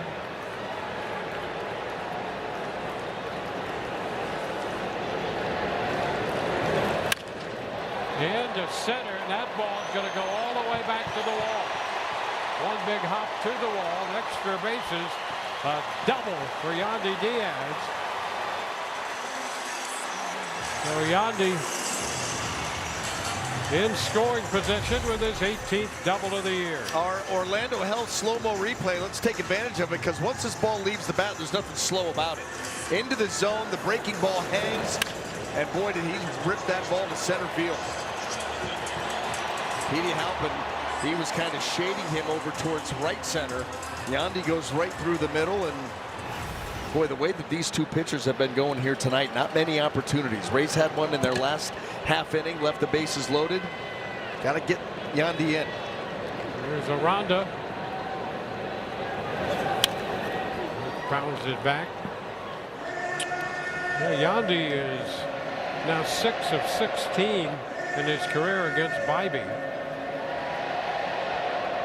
Aranda came in 2 out of 6 with a home run, and nothing of 2 so far in this game.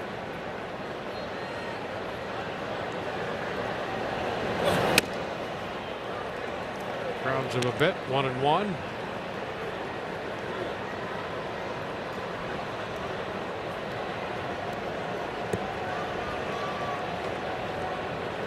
Rays have had men on base in every inning. They have yet to score. And a base hit through the left side. That's going to move Yandy to third, and that ball loose but backed up by Bybee. And the Rays are going to have men at first and third now. Well, here you go, trying to build an inning once again. Four-seamer. Ball runs in a little bit. Aranda does a great job. Watch him stay inside this pitch.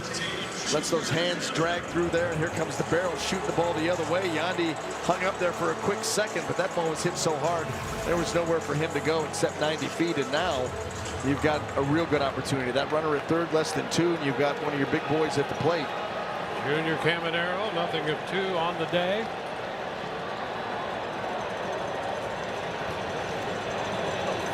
And he shoots it into right. Martinez on the move. That ball's going to be off the wall.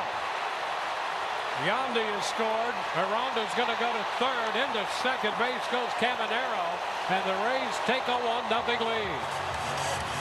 I don't know that I've seen a line drive hit to the opposite field harder than that. I mean, Martinez, he didn't even go after it. In fact, he tried to deke. That ball left middle. Off the bat. Watch this. I mean, that's just a line drive the other way that won't come down. And Martinez, he knows he can't get back to it. That ball was absolutely punished. Junior fired up after that. It's your throwing arm. Easy. I mean, I tell you, you're right about that. That was a bullet to the wall. If a left-handed power hitter pulled that, it would be impressive. Yep. A right-handed hitter going the other way, are you kidding me? I mean, that ball, there's no way it came back into the infield still round. I checked the wall for a dent. And the bat. That ball, look at that. Oh, look at that. How about that? Today's game, 110.8, by far the hardest hit ball. Harder than Yandy's, that double to center field. And boy, big opportunity now for the Rays to get more. They have broken the scoreless tie. Aranda's at third, Caminero's at second. Mullins with a count of 1-1.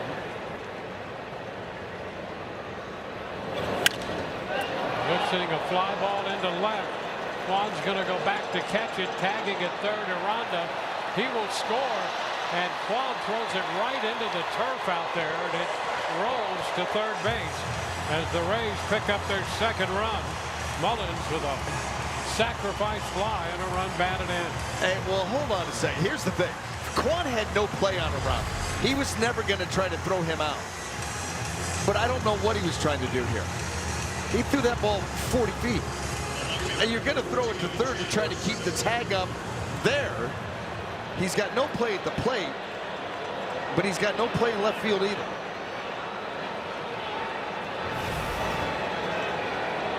That's a first. And out of that, Caminero still at second. Here's Simpson swinging and missing for a strike. Yeah, I know. That's what he's trying to prevent. But I've never seen that. And yeah, Junior probably could have tagged up, and when he saw the ball throw right into the ground, he probably could have walked to third.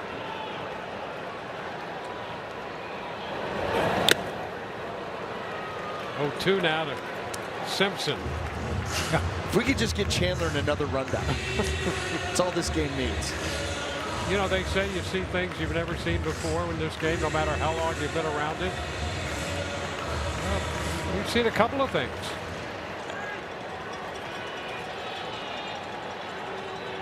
That's why you keep coming back. You know what? Hold on. I'm getting another text from Tom Amansky's people. They want that throw stricken from the record, too. This pitch is fouled back. They want the rundown out of game footage. They want that throw out of game footage. Yeah, see that? Okay. And he wants that disclaimer rubbed out, too. You can see he's not comfortable with that. So you can't marry the two.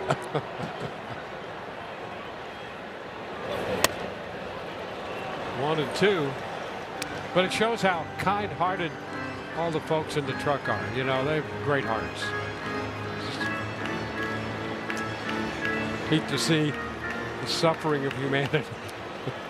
I'm just trying to figure things out. That's what I'm supposed to be doing up here. Having trouble with that one. Welcome to the club. A fly ball down the right side, foul, and that's going to fall in front of the bullpen and the bench down there. And both Manzardo and Martinez generally in that direction, but nowhere close. Count remains 1-2. Rays now 2 runs and 8 hits. 3 coming here in the 5th.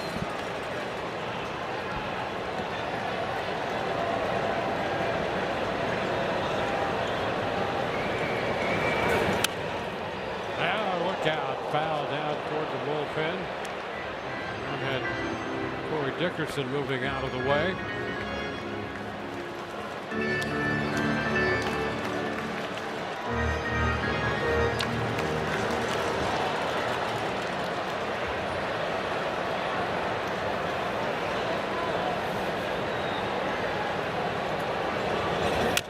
Two and a little tapper foul. So we'll do it again.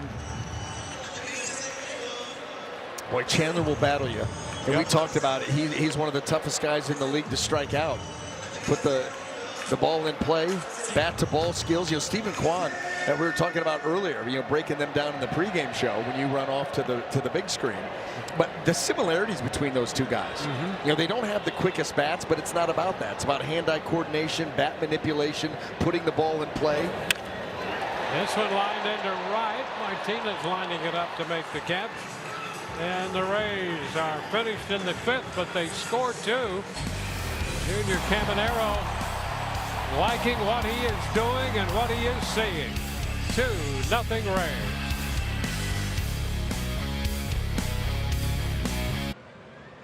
Whatever you say. Rays TV is presented by Union Home Mortgage. Rays picking up 2 runs on 3 hits in the bottom of the 5th. With Junior Caminero in the middle of all of that, picking up an RBI double. Mullins with the fly ball, got the other run home. And on to the 6th, Petey Halpin leads off for Cleveland. First pitch, and Nick Martinez missed a little down with that one. Halpin, fly ball to left in the 3rd.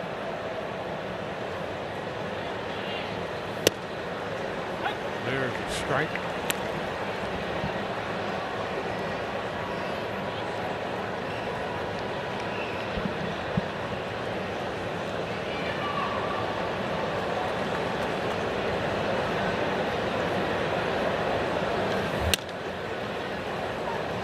Two and one. 3 hits scattered through 5 so far for Cleveland. Vaughn opened the game with a base hit. Leadoff single in the 3rd by Arias. 1-out single by Zana in the 4th. Ground ball picked up by the Rays second baseman Palacios, who makes the throw to Aranda, and that's out number 1. When Rays pitchers strike out 10 or more hitters during a home game, you get free Busch Gardens tickets. Visit CaneStrikeout.com for more details. Restrictions apply.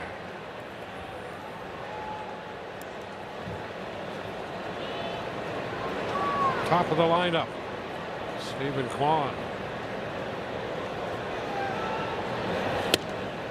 And the first pitch strike. Boy, a lot of strikes from Nick Martinez. That's his game. Third best earned run average in the American League coming in at 259. 9-2 on the year. Foul right back into the screen, and he's ahead of Kwan again. He got ahead of Kwan 1-2 in the first when Kwan singled, then got ahead of him 0-2 in the third, hit the fly ball to right. Now 0-2 here in the sixth. See him go right there to the pitch count. He knows exactly what he wants to do here, and they're going to come inside. Oh, him up there. Yeah, and you know what? Those are the games you can play. The first two pitches kind of middle of the plate away. You get a hitter kind of thinking about out there. You come with that fastball, and even though he missed, it sets up the next pitch.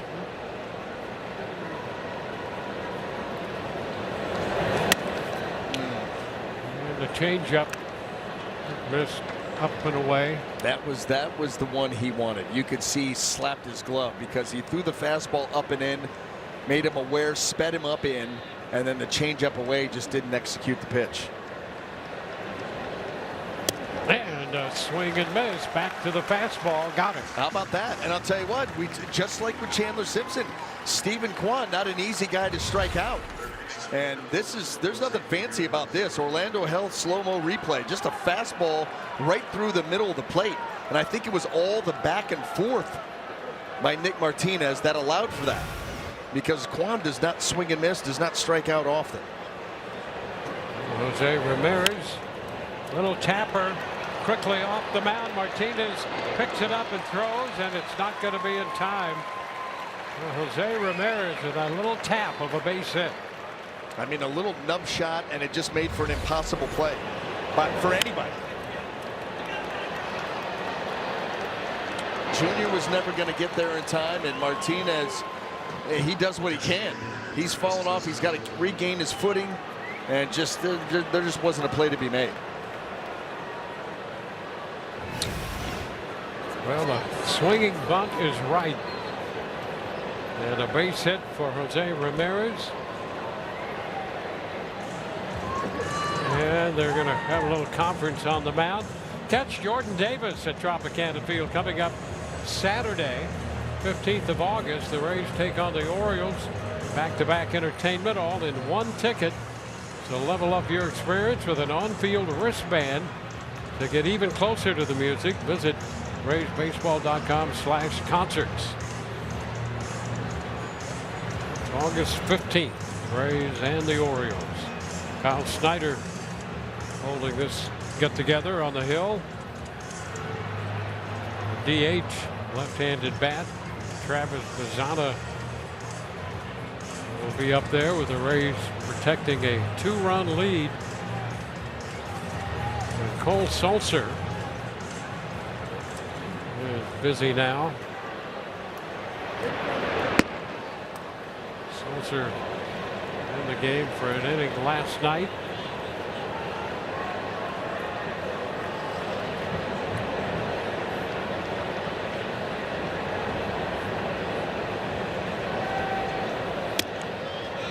That's a strike. Change up to start.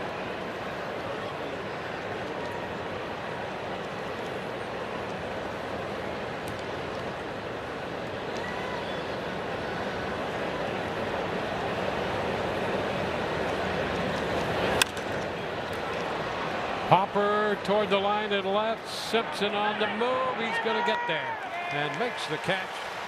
No runs, a hit, and a man left. We go to the bottom of the sixth. It's 2-0 Rays.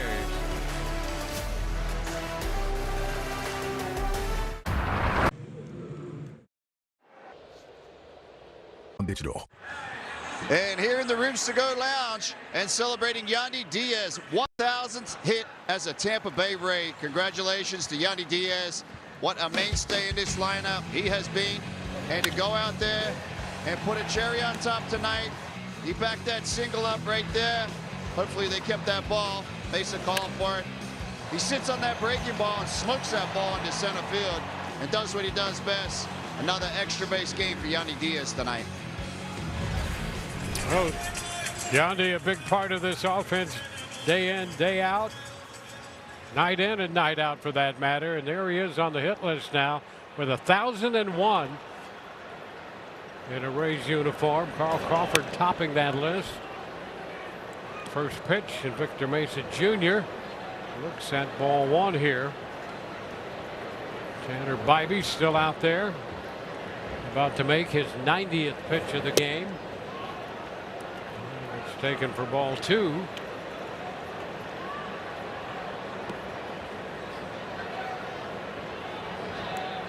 Palacios will follow, and then Williamson.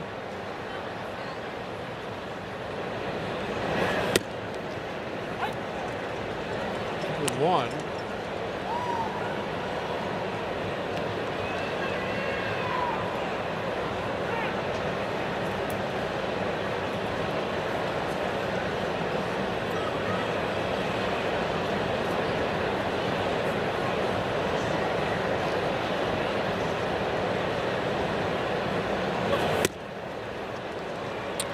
Two. Well, the two Rays runs coming from the top part of the lineup in this game. I'll tell you, the bottom part of the lineup has been busy lately, especially last night. Look out, a foul ball toward the photographer's area, third base side. Now it's still 2-2. And we were talking about that earlier. The 5 through 9 hitters in yesterday's ball game went 11 for 21 and drove in 10 runs. Yeah, how about that, huh? And hitting over 300 as a unit, 5 through 9. Yep. Hitting over 300 through the month of July. I mean, everybody talks about Yandy and Aranda and Caminero, but you get down in this lineup, they've done a great job. They really have. And there's so much versatility on a nightly basis. Skied right back foul. And nice to see them, back making things happen. There was a beat there where, as far as the stolen base goes, you kind of died down a little bit, but they're right back there at the very top of the month of July, stealing bags along with this Cleveland team. Oh, a high shot, well foul. Got some distance on that, but about as foul as it was long.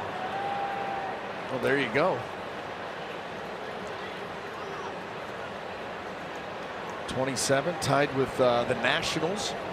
There's Cleveland right there at 26. Foul back, a big swing.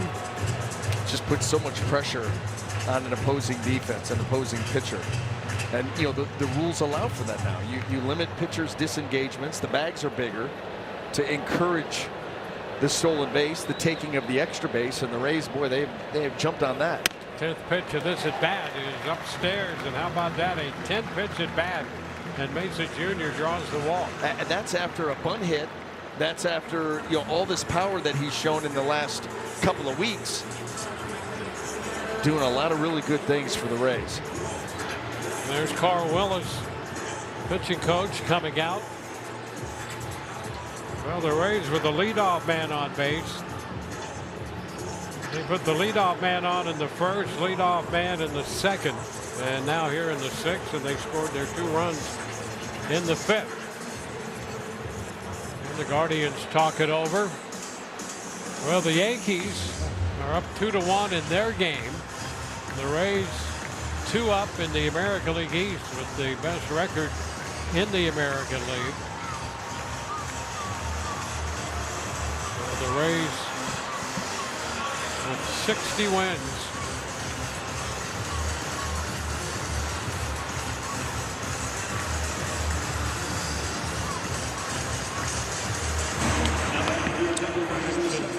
In the bullpen. Pull him on the right-hander.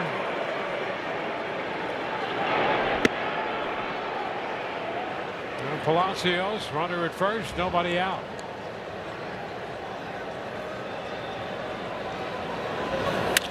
And there's a shot, right center field. That will send Mesa Jr. to third, and the Rays will have men on the corners. So just like that, Palacios jumped on the first pitch he saw. He's on for the second time. And Richie's not a not smart person. You just walk the leadoff hitter. So you know that the meaning, hey, you got to get ahead of guys. So he knows he's going to see a first pitch, probably going to be around the plate, so be ready to hit. And Richie he lines it out into right center field, and now the Rays have an opportunity to build another inning.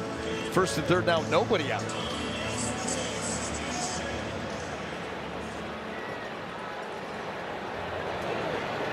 Here's Ben Williamson in on the corners, and the bunt is taken for a strike. 0-1.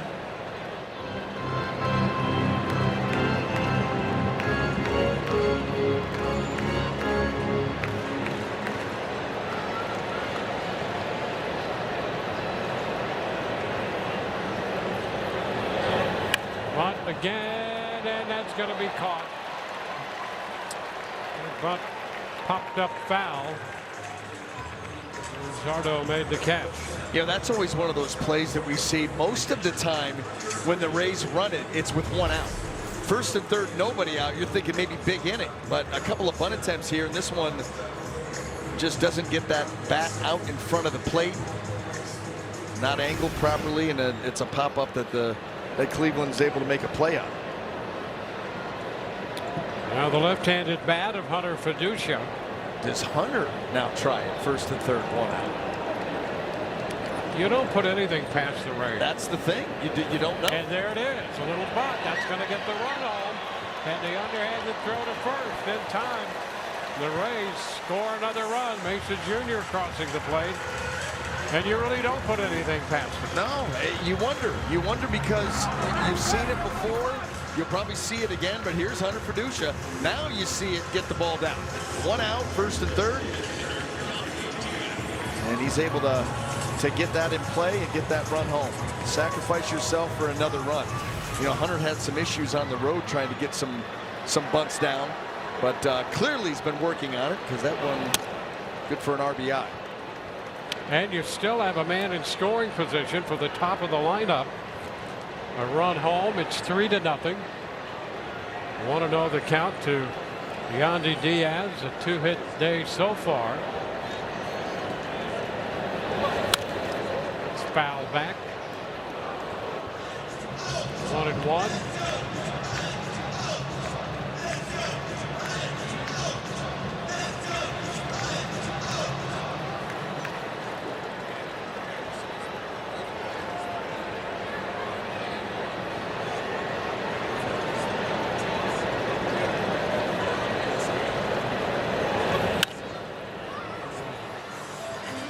Out of play. 1-2.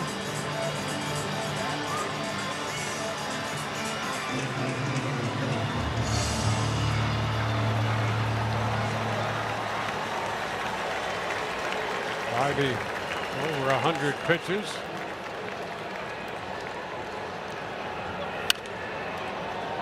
Randy fouls it away as he gets his fourth look of the day at Ivy.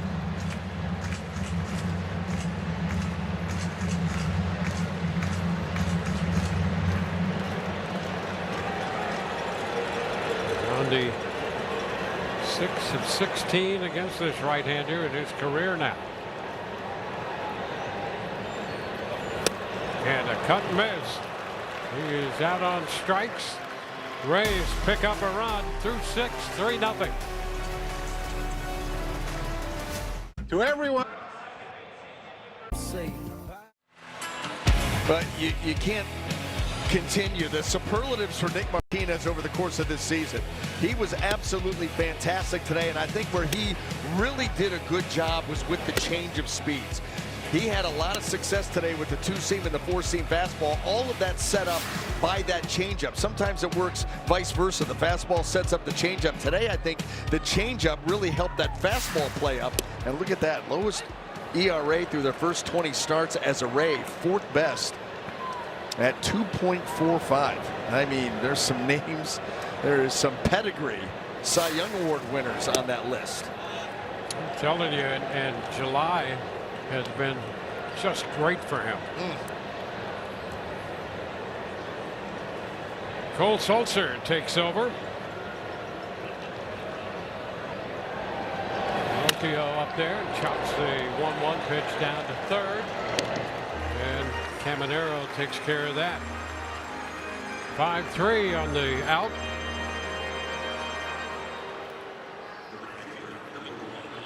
Angel Martinez, nothing of two.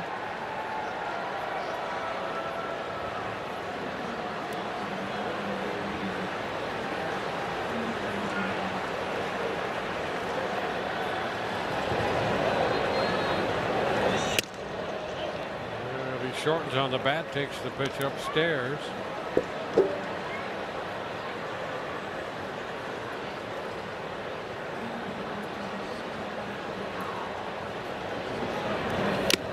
And a cut miss.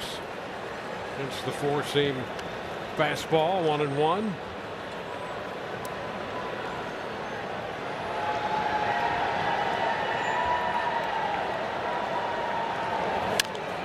The tap is picked up by Sulzer, and the toss for out number 2. You know, here's the interesting thing too, when you look at the starting lineup for Cleveland against Nick Martinez and the great job he did.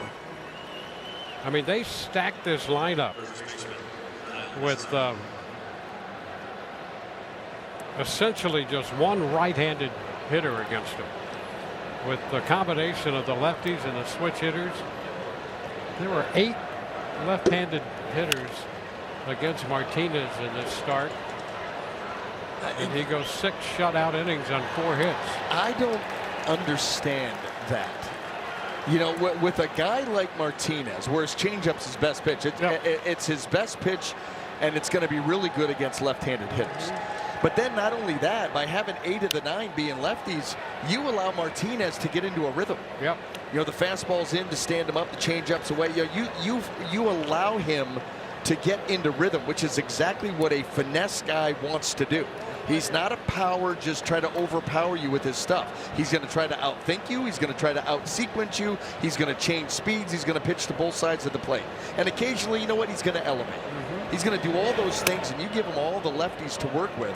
That lets him get into a really good rhythm out on the mound. And you saw the results, 6 shutout innings. Yep.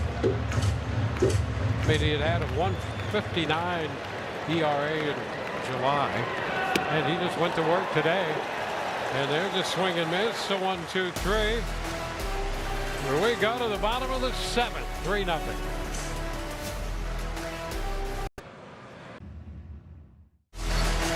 Rays TV brought to you by Advent Health. You are our priority in a medical emergency. Advent Health. By Planet Fitness. We're all strong on this planet. And by Bob's Carpet and Flooring. More savings, more selection, more locations, and more than just carpet.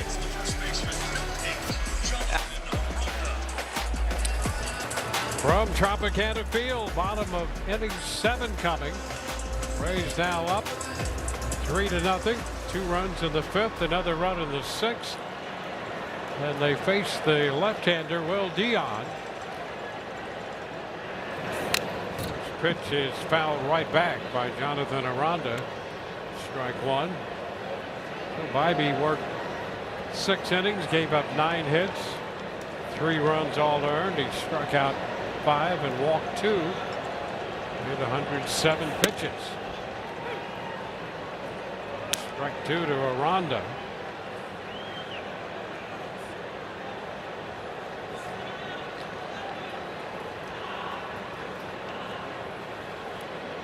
Breakout on the Cleveland lefty. Just recalled from the minor leagues, 3rd time up.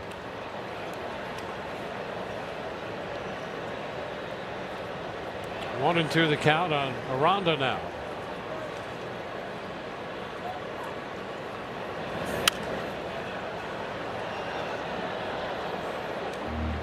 Aranda part of the 2-run 5th.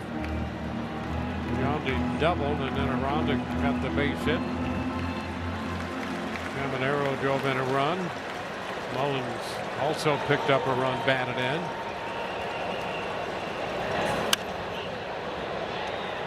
Foul ball out of play. I'll tell you, left side. Yeah, and our guy Bullpen down error.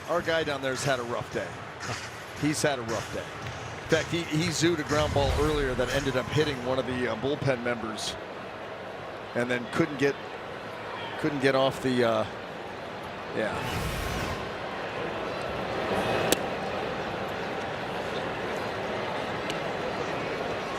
2-2.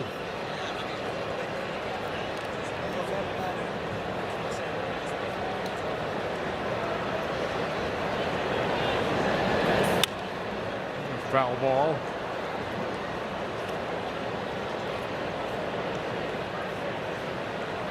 Yeah, not making friends down there. No. I mean that's your one job. You want to keep that group happy. Shot into center field. Halpin's going to have to go back to the track, and over the shoulder makes the catch. Well, Ronda got into that one a little bit, all the way to the warning track in center. Well, Junior Caminero coming to the plate. Let's take a look at a stat cast on him. Against the fastball, how about the average? 358. That is good enough for second in Major League Baseball. But how about this right here? 16 of the 29 out of the yard. You got to be careful with that heater. Doesn't mean you don't throw him the heater, but you better be careful with it. Those numbers tell you that. It's the ball. One away from 30. Well, let's go back to the fifth inning. A two-seamer that gets pulled to the middle of the plate, and an absolute laser beam that he shoots off the wall and right. Got things going for the Rays.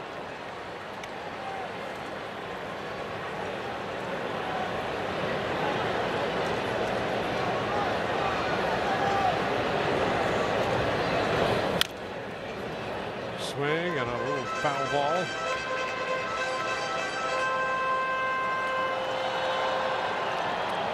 Three runs, 9 hits off Bybee. The Rays see the left-hander.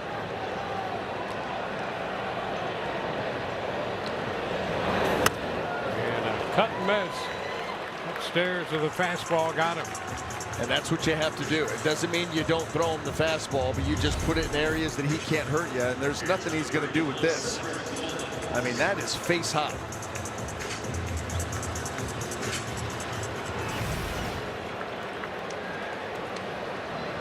Cedric Mullins. He has a run batted in with a fly ball. It's upstairs, 7th inning. Brought to you by Hyundai.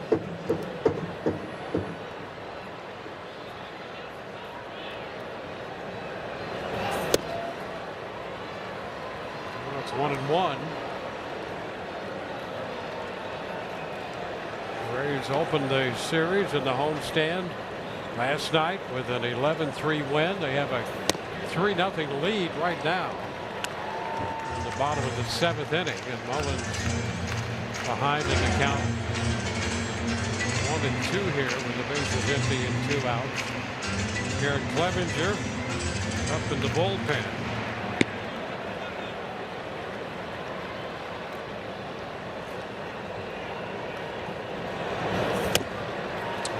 Swing and miss, and the Rays are down 1-2-3. On to the 8th, 3-0.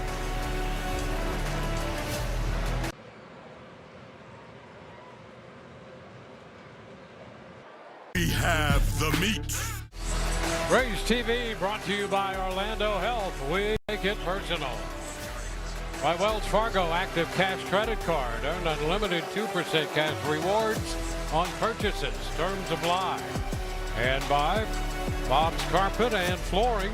More savings, more selection, more locations, and more than just carpet. Eric Clevenger on the hill now for the Rays as we go to the 8th. His first pitch is the ball. Gabriel Arias 1 for 2 for the day, a single and a strikeout.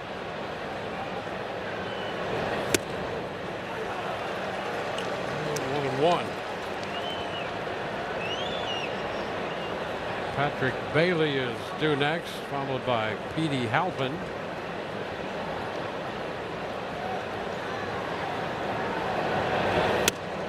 There's a strike, 1-2. Nick Martinez 9-2 on the year started. Worked 6 scoreless on 4 hits. No walks, 5 strikeouts. Sulzer for an inning. There's a wave and miss, and Arias is out on strikes. How about that sequence there by Garrett Clevenger? Away, in, up. Orlando Hell's slow-mo replay. And he just absolutely overpowers him there. Top of the zone. 3 strikes coming in 3 completely different parts of the strike zone. That's not real easy for a hitter. Well, Hedges is going to be the pinch hitter, and that brings Kyle Snyder out to have a little conference with Clevenger. Patrick Bailey in this spot. And so Austin Hedges coming off the bench to hit.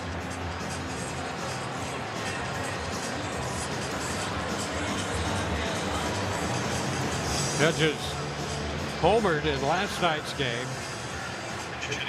He came against Roycroft. He was 2 for 3 with a walk, single, and a home run.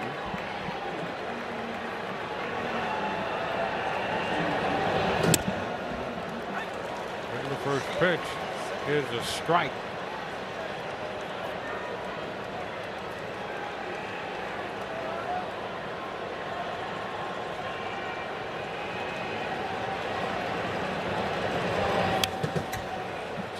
Right back, 0-2.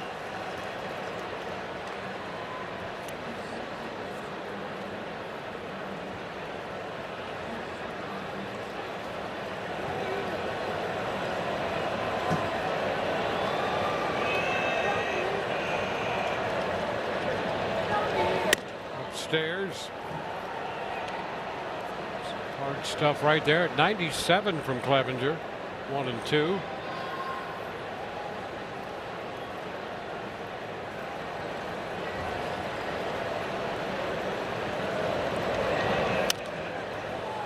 Up, foul, carries into the stands.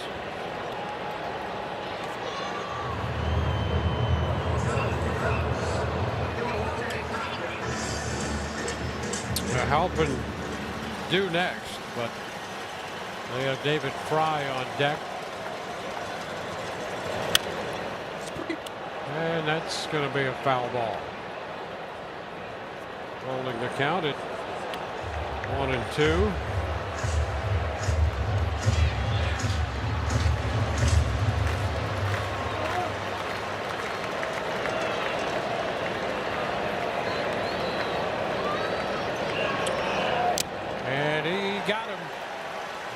And miss. So back-to-back strikeouts for Clevenger. I think Hedges thought that this pitch was going to come all the way back to that outside corner. It stayed off, and he's just kind of reaching, trying to just foul that pitch off, thinking that he's spoiling strike 3, and instead he was swinging at a ball. And not very aggressively, I might add. And now Fry hits in the place of Halpin.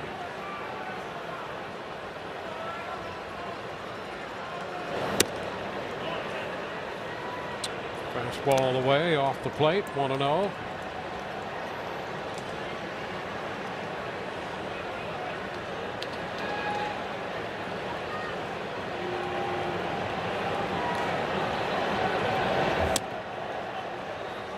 Pretty close there, but he missed down. 2-0.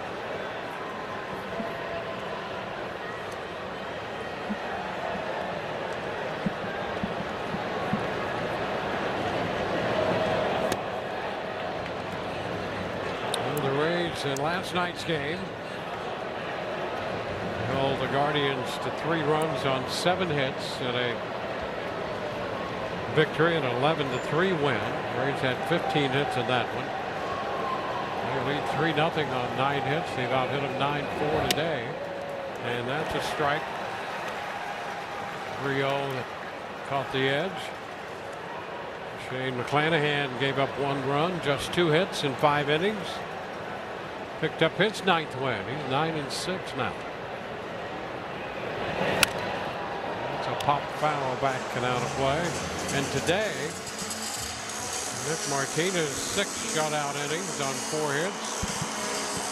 And the Rays hope to wrap this one up.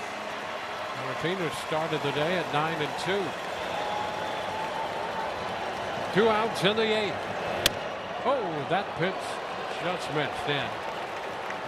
So a 2-out pinch hit walk. And that's the first walk given up by Rays pitching. They gave up just 2 walks last night, 1 so far today.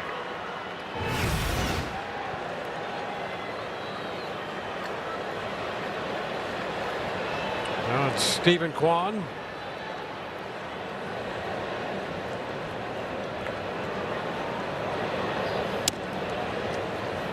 The plate in.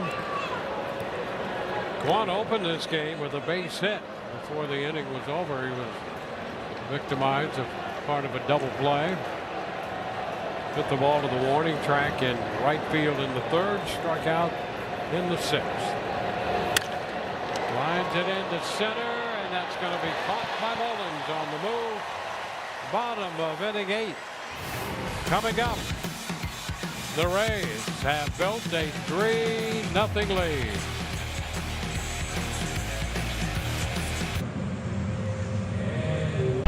Legendary Mobile. Rays TV presented by Union Home Mortgage. In the bottom of the 8th inning, it is Chandler Simpson leading off. Strike 1. Hedges in behind the plate, taking over for Bailey.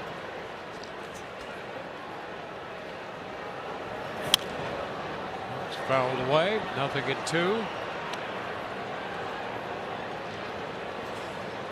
Chandler a 2-hit day, 2 singles, 2 for 3. Had an extended at bat the last time. I've got behind 1-2 and eventually lined out to right. It turned out to be a 10-pitch battle for him before the line out.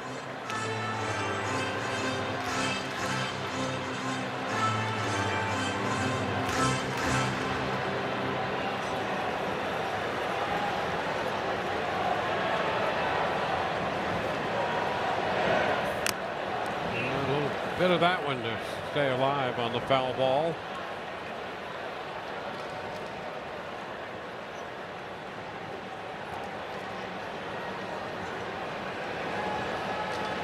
Chandler's average up to 294.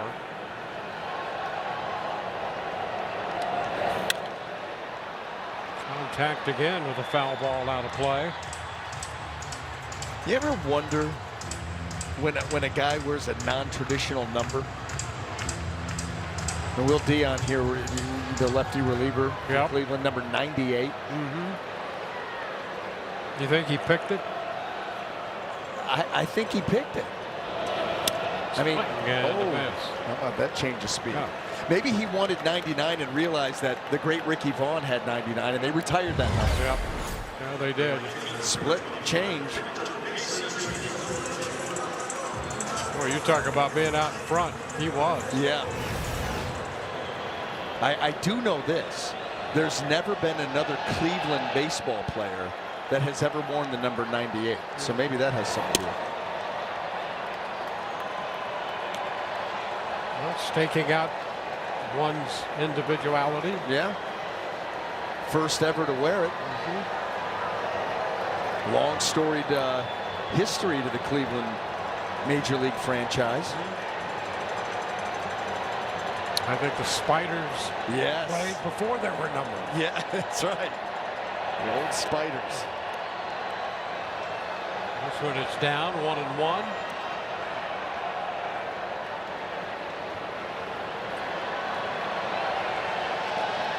Rays got all 3 of their runs off Bybee. In the 6 innings he worked. 2nd inning for Dion. Victor Mesa Jr. fouls it. Mesa with a strikeout, a bunt single, and a walk, and a run scored.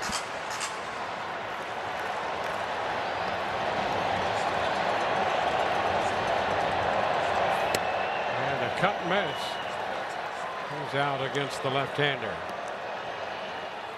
That's 4 consecutive strikeouts posted by Dion. Caminero and Mullins in the 7th, and now Simpson and Mesa Jr. in the 8th. Ryan Baker getting ready in the Rays bullpen.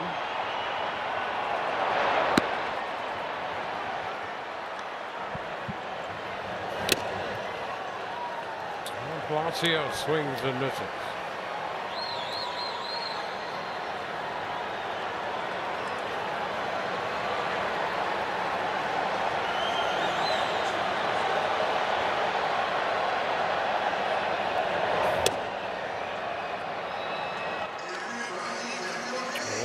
One.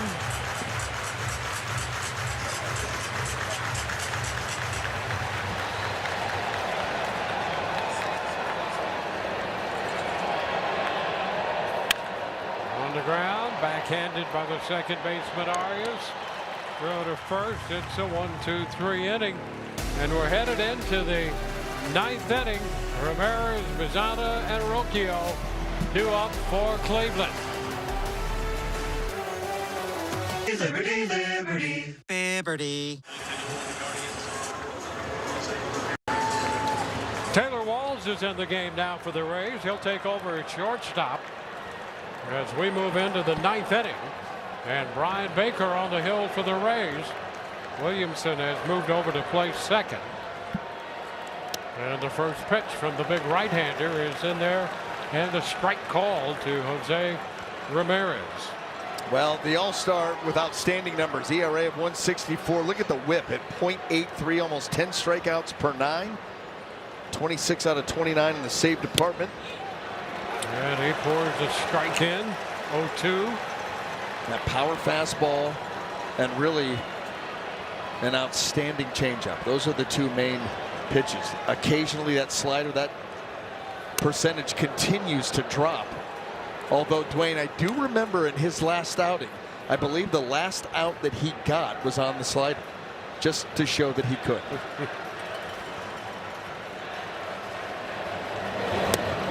And he throws a changeup there, I think.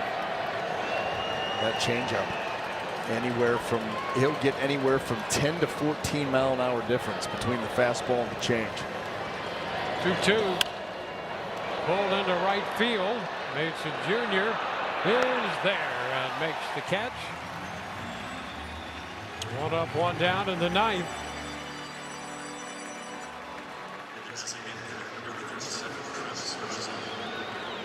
Travis Bizzana 1 for 3. His hit came in the 4th inning.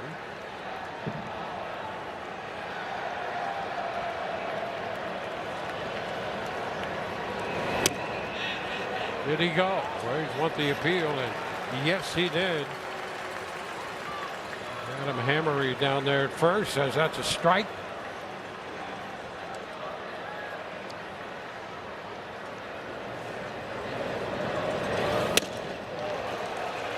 And that is 97 by 0-2.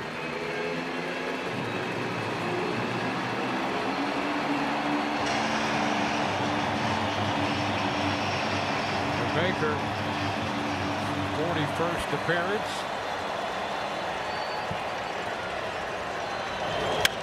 That's going to be a looper and drop into shallow left, a base hit. Well, that's a heck of an effort there by Bizzana on a pitch down and away. That's a put away pitch.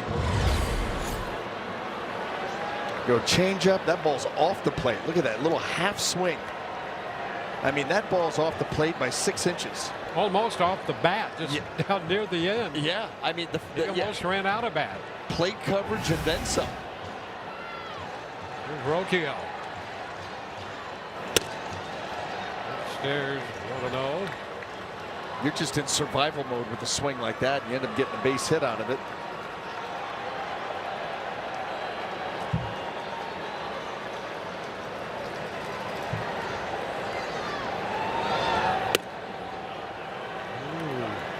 2-0.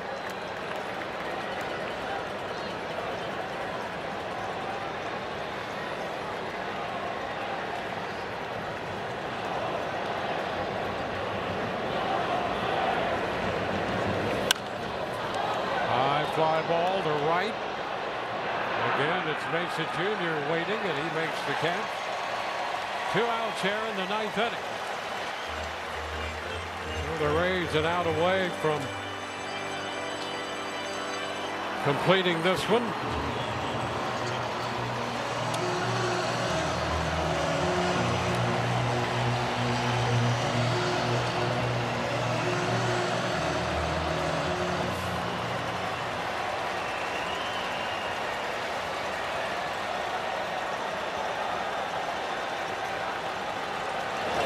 And the first pitch is a strike. Now Martinez, runner moves up in difference. Is on it now at second.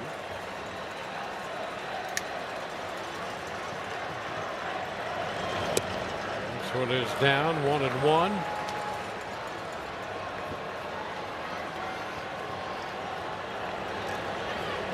And the Rays trying to close this one out.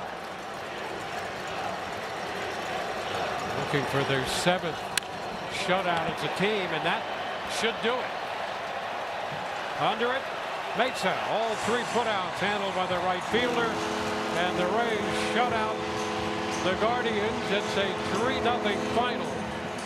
The Rays down with 17 shutouts, and Nick Martinez started this one. He'll get the win. He was involved in the very first shutout of the year when the Rays shut out Cleveland 1-0 in Cleveland, and they win this one 3-0.